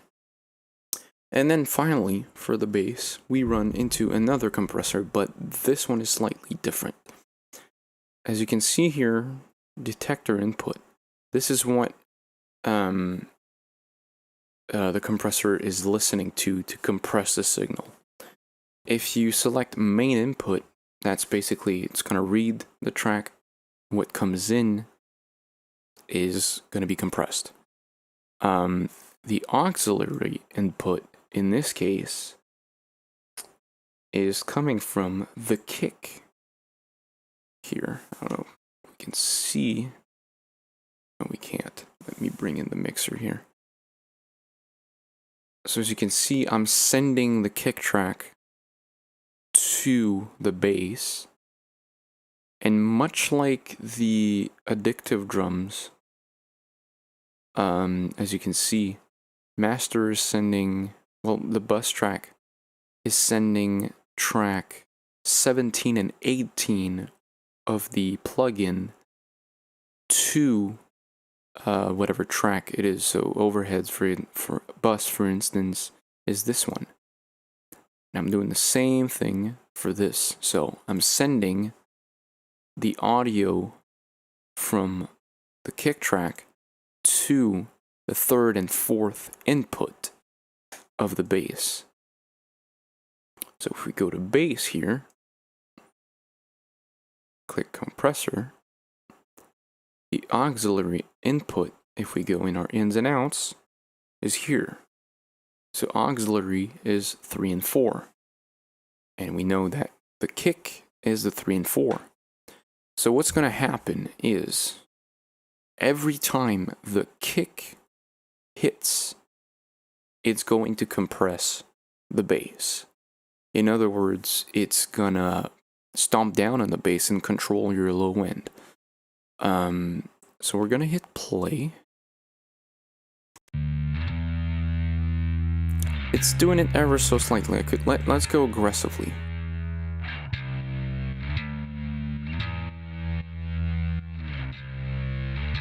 But as you can see, it's going completely random.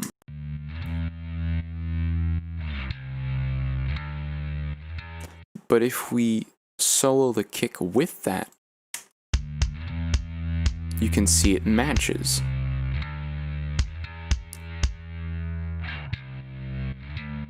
So basically the kick is telling the bass to like drop down a bit every time it hits. But, you know, this is too much. I'm aiming for like -3 tops. So this is a little too much. Yeah, that's much better. And if we hit preview filter, it's going to show us what the compressor is hearing to compress. So if we hit that, it hears the kick. Because basically when the kick's not hitting, you want the bass to be present because that's your low end right there. But as soon as the kick comes in, it stomps down on the bass. So, you know, it goes like, so kick, bass, well, bass, and then kick. And it's really a shit analogy.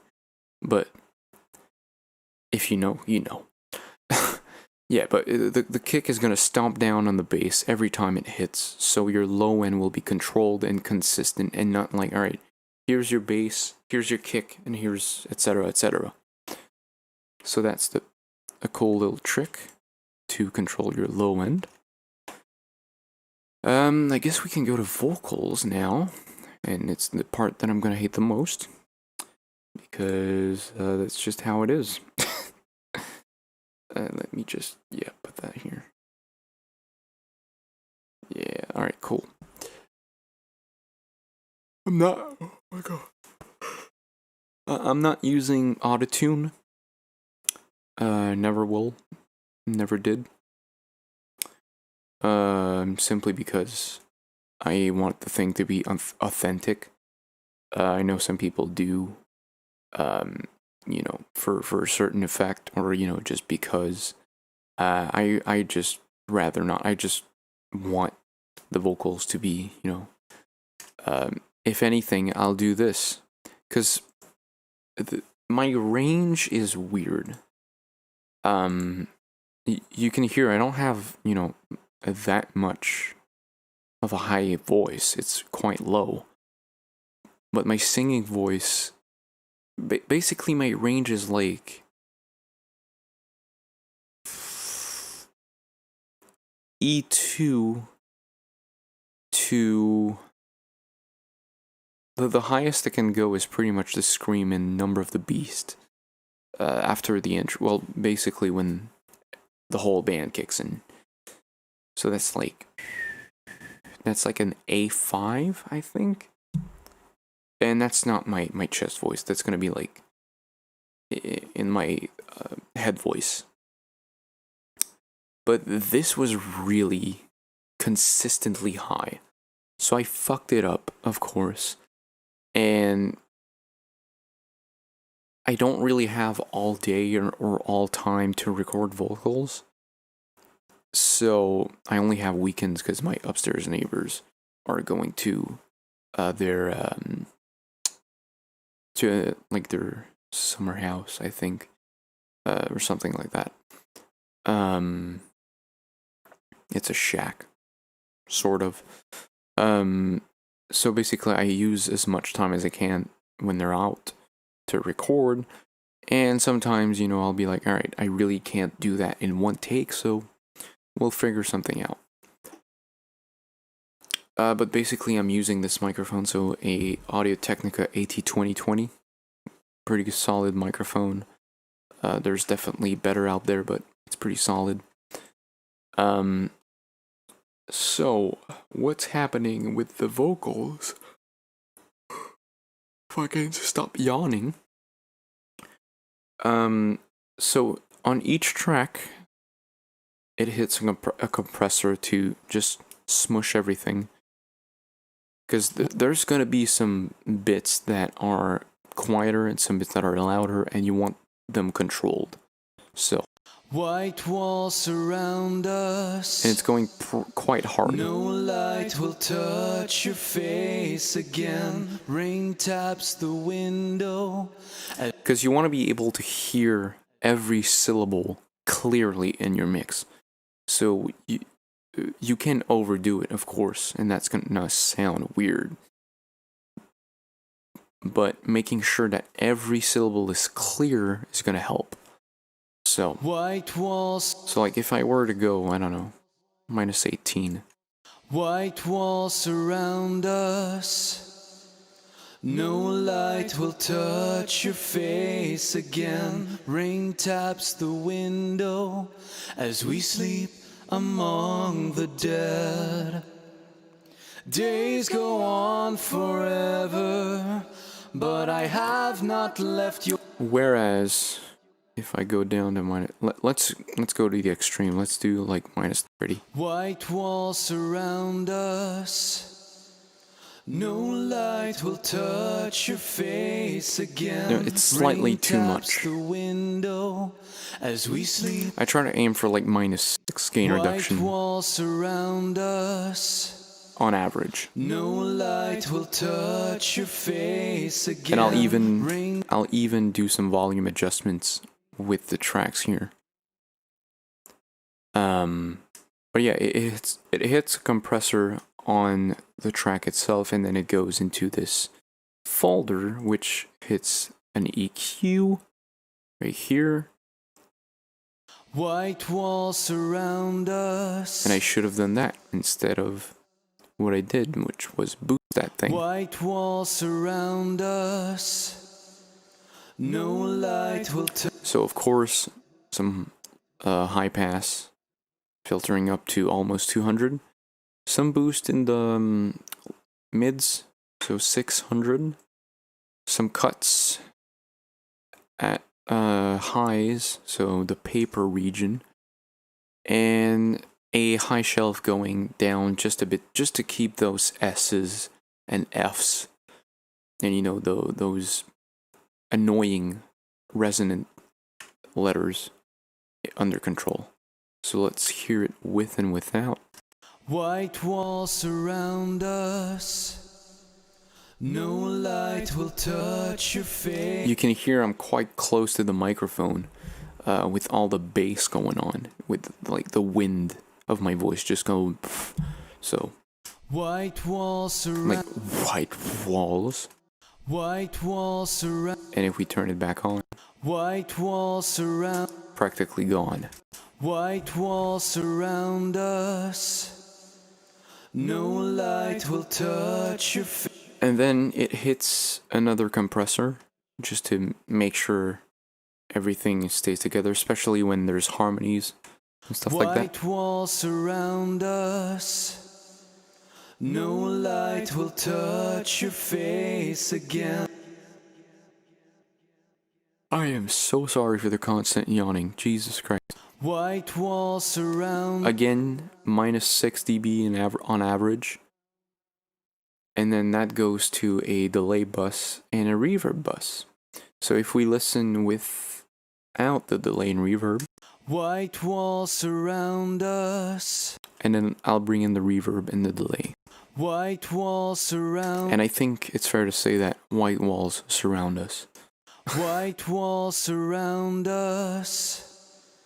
No light will touch your face again. Rain taps the window as we sleep among the dead.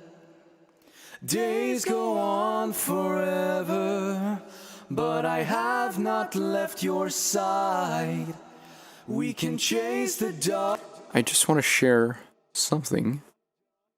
I did not imagine I was able to do with my chest voice or mixed voice. I don't know how I did it, but I did it. Sing the As you can hear, it's not perfect.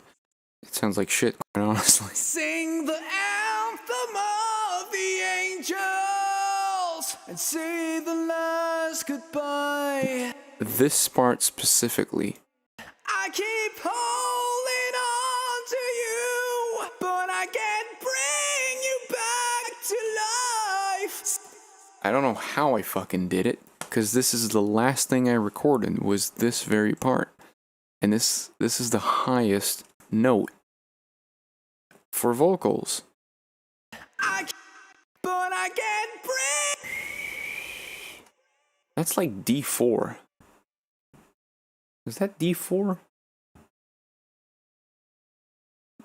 Pretty sure it is. Let me see here. That has to be D4.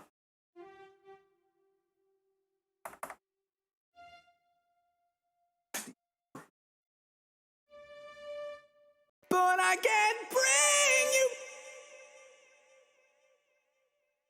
Violence doesn't go to D5? What the fuck? Spoilers. Oh, what the hell?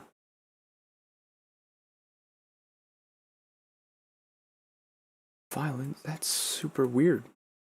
What the fuck? Oh, it's a cello. Why is it a cello? Then, yeah. Ah. But I can't bring you back. That's a D5? Is that it? There's no way. Fucking D5. And I said the highest I could go was... Wait, that's A5. So A5 is the highest I can go.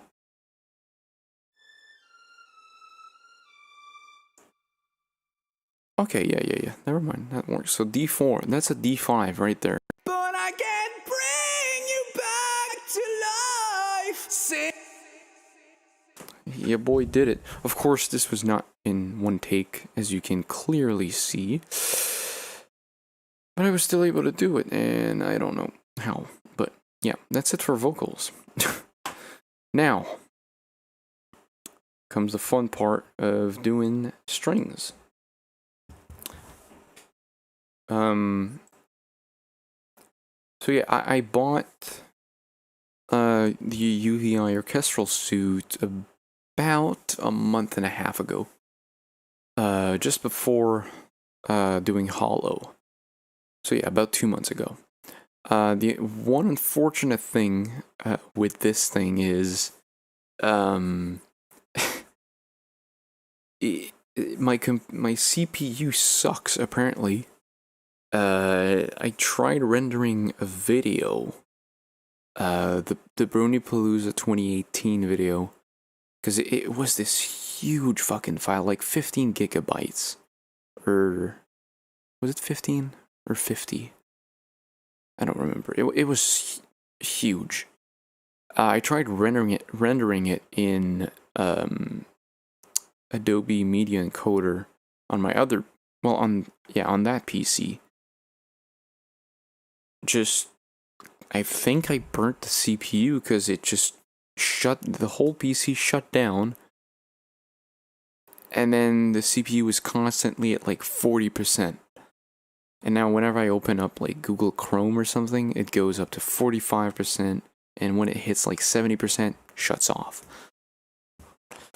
I don't know what happened, so if anyone knows anything about that, hit me up. I'd love some help, but I contacted the support for UVI concerning that, because every now and then there's going to be like a stuck note that plays forever until I hit F3 for all notes off, and then it comes back after a while, because you can use like multiple parts and have like 4 instruments in one instance, which saves a lot of CPU, I guess.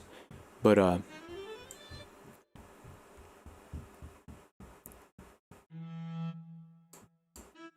guess I did. Okay. Yeah, I absolutely love this thing. It was $199, so not cheap, but not the most expensive orchestral library, and it has like, it says over 60.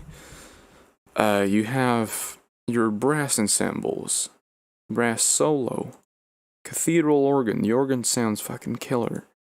Celesta, 2 types. Choirs, which sounds amazing.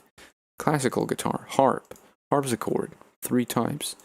Complete orchestras, percussions, a bunch of them. Pitch percussions, string ensembles, string solo, woodwind ensembles, and woodwind solo.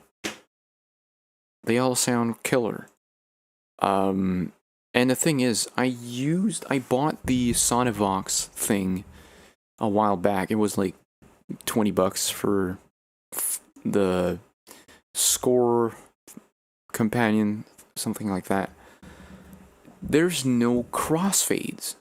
You can't use your mod wheel to do crossfades, velocity crossfades, and that's one of the most important things in a orchestral VST is the velocity crossfades.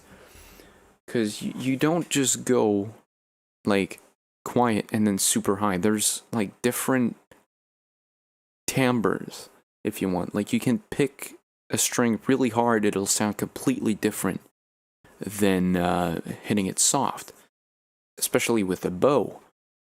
And so I really wanted something with the velocity crossfades, and you know, it delivers because it's not being stupid. You can also use velocity. You know, if I hit record here, which one is it? This one. All right, so I guess that's not it. 27. There it is.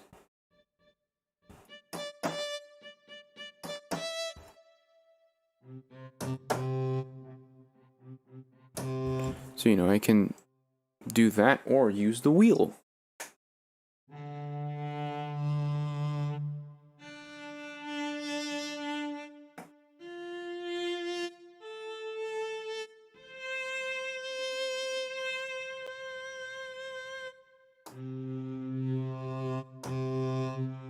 You know, it's something so simple yet... Oh, the reverb was on. What the hell? Oh well, whatever. Let's see here. Am I using violin ensemble? All right, cool.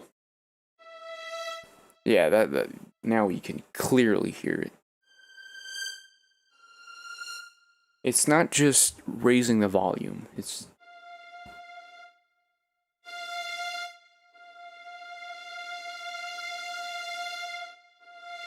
And no matter how hard I hit it, if the wheel is at 0, as you can see,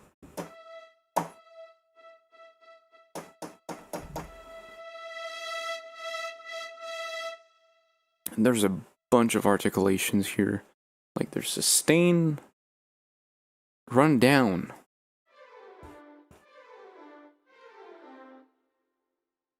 sustain smooth.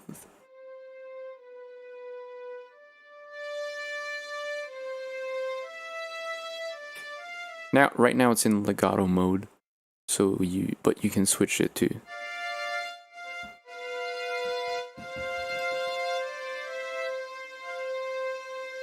This is what I mean by stuck note. Now I have to press F3.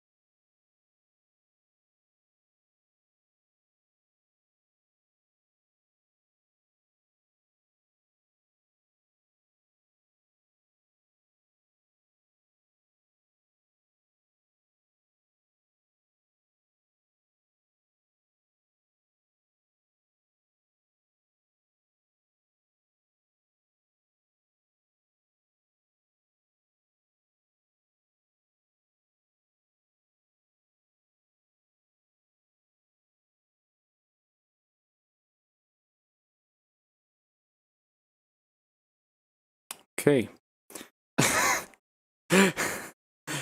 That was a bit of a mishap, wasn't it? Jesus Christ. Granted, this, I never used that during the live stream, so that fucked it up entirely. That's hilarious.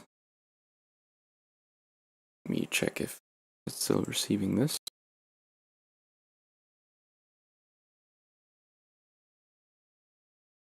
It ain't.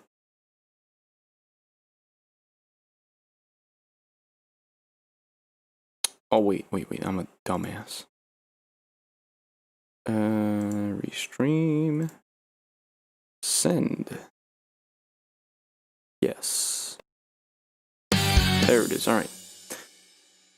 Okay.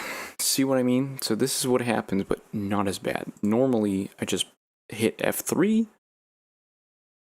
Takes, 15 seconds, and then it's back to normal.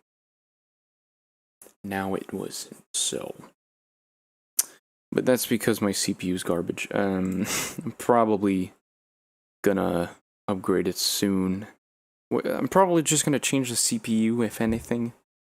Because the build is pretty fine. I mean, it's not the greatest motherboard. It's not the worst. It's not the greatest GPU, but it's not the worst. I don't need like 128 gigabytes of RAM. I'm using 16 right now, and back then on my old computer I used 4. It was a fucking nightmare. And you couldn't upgrade it either. Anyways, so everything we've done was completely cancelled because nothing was saved. But going back to the strings, we don't have much happening except, a bit of EQ here and there. But that's pretty much what it is. And those thumps are from upstairs, the kid. Yeah, he's in his I'm running around and yelling phase for the past year or so. I'm moving in a month. Did I mention that? So no more of this. No more. I can so that does it pretty much for the strings. And Rockin' Horizon, I have no idea what the hell that is. I'm a complete noob in computer things. I don't know jack shit. So props to you for running Linux, because I know this shit's crazy.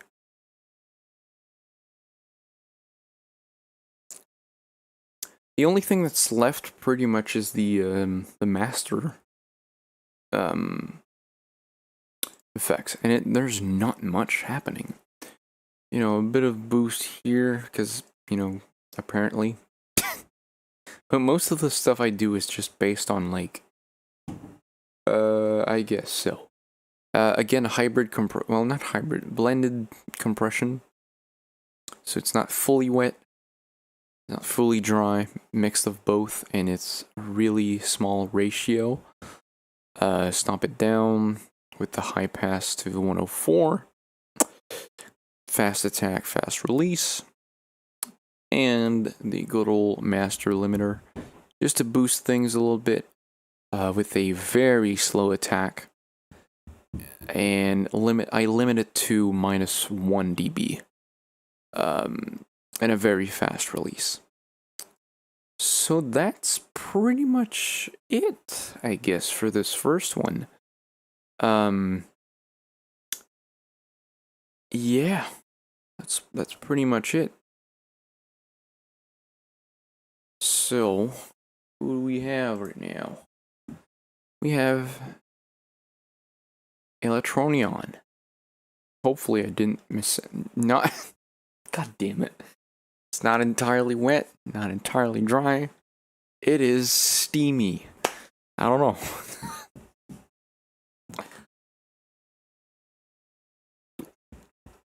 I say things. I never shut up. So, I guess with that said, I'm gonna try to take a nap or something, because I'm fucking tired as shit. So with that said, thank you everyone who joined, everyone who will watch, because this will be available on tubes after the live streams for future references, of course. And the way by the way, if anyone's wondering, we went to the same high school. Oh, please don't start me with that shit. Oh no. I swear to God.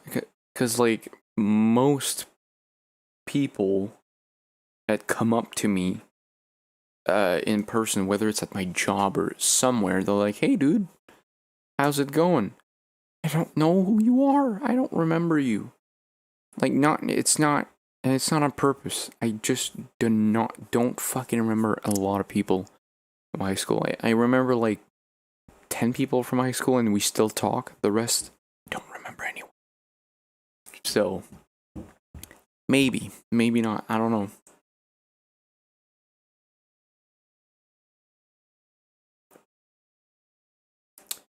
But yeah, this will be available for future references, and if you have any not criticism, if you will, tips, ideas, things that I said that are wrong that you think you could correct me for, or anything. I don't know what to say because I'm tired of shit. In 2 weeks, I promise. You sure to get to a lot of people to know who you are? I mean, yeah, but like at school, like I see people. That's a totally different subject, but like people who I've been in the same classes with, and not the first years, the last years of high school. So we're talking like 4 years ago. Completely gone from my memory. Yeah, I mean, people know me. That like, if I tell them like I don't fucking remember you, they're like, yeah, dude, we went in the same class. You were that dude who played the guitar. You had a pony bag and a pony plushie. I'm like, yeah, that's me, but I don't remember you. For some goddamn reason, I cannot put a fucking finger. Even if they tell me their name, I am like, I don't remember. So I don't know if I should be scared or not. Probably. Anyways, so in 2 weeks, this will be way more structured, way more professional. I won't be eating food at the start. We'll get right into things, and I guess I'll see you guys in 2 weeks for this next live stream, and see you next week for the release, which will be, I don't know what it will be. I really don't know. Because I got a few things up my sleeves right now, a few things in the works. I was also thinking of doing a comparison video between one song from my first album, between the original version, so 2015, the 2017, and the 2020 version. Just to show how far I've come as a musician and as a audio engineer, quote unquote. So yeah, thank you to everyone who tuned in, even though it wasn't that many people. I'll try to figure out a better time. Just that tonight I had something planned for like 6 p.m. So normally I upload the videos, premiere the videos at 6 p.m. So whatever. I'll figure it out. But yeah, thanks for sticking around. I'll see you guys next week. And in 2 weeks. And every other week. What kind of fucking outro is that? I don't know. But goodbye. I'm off for a little nappy nap.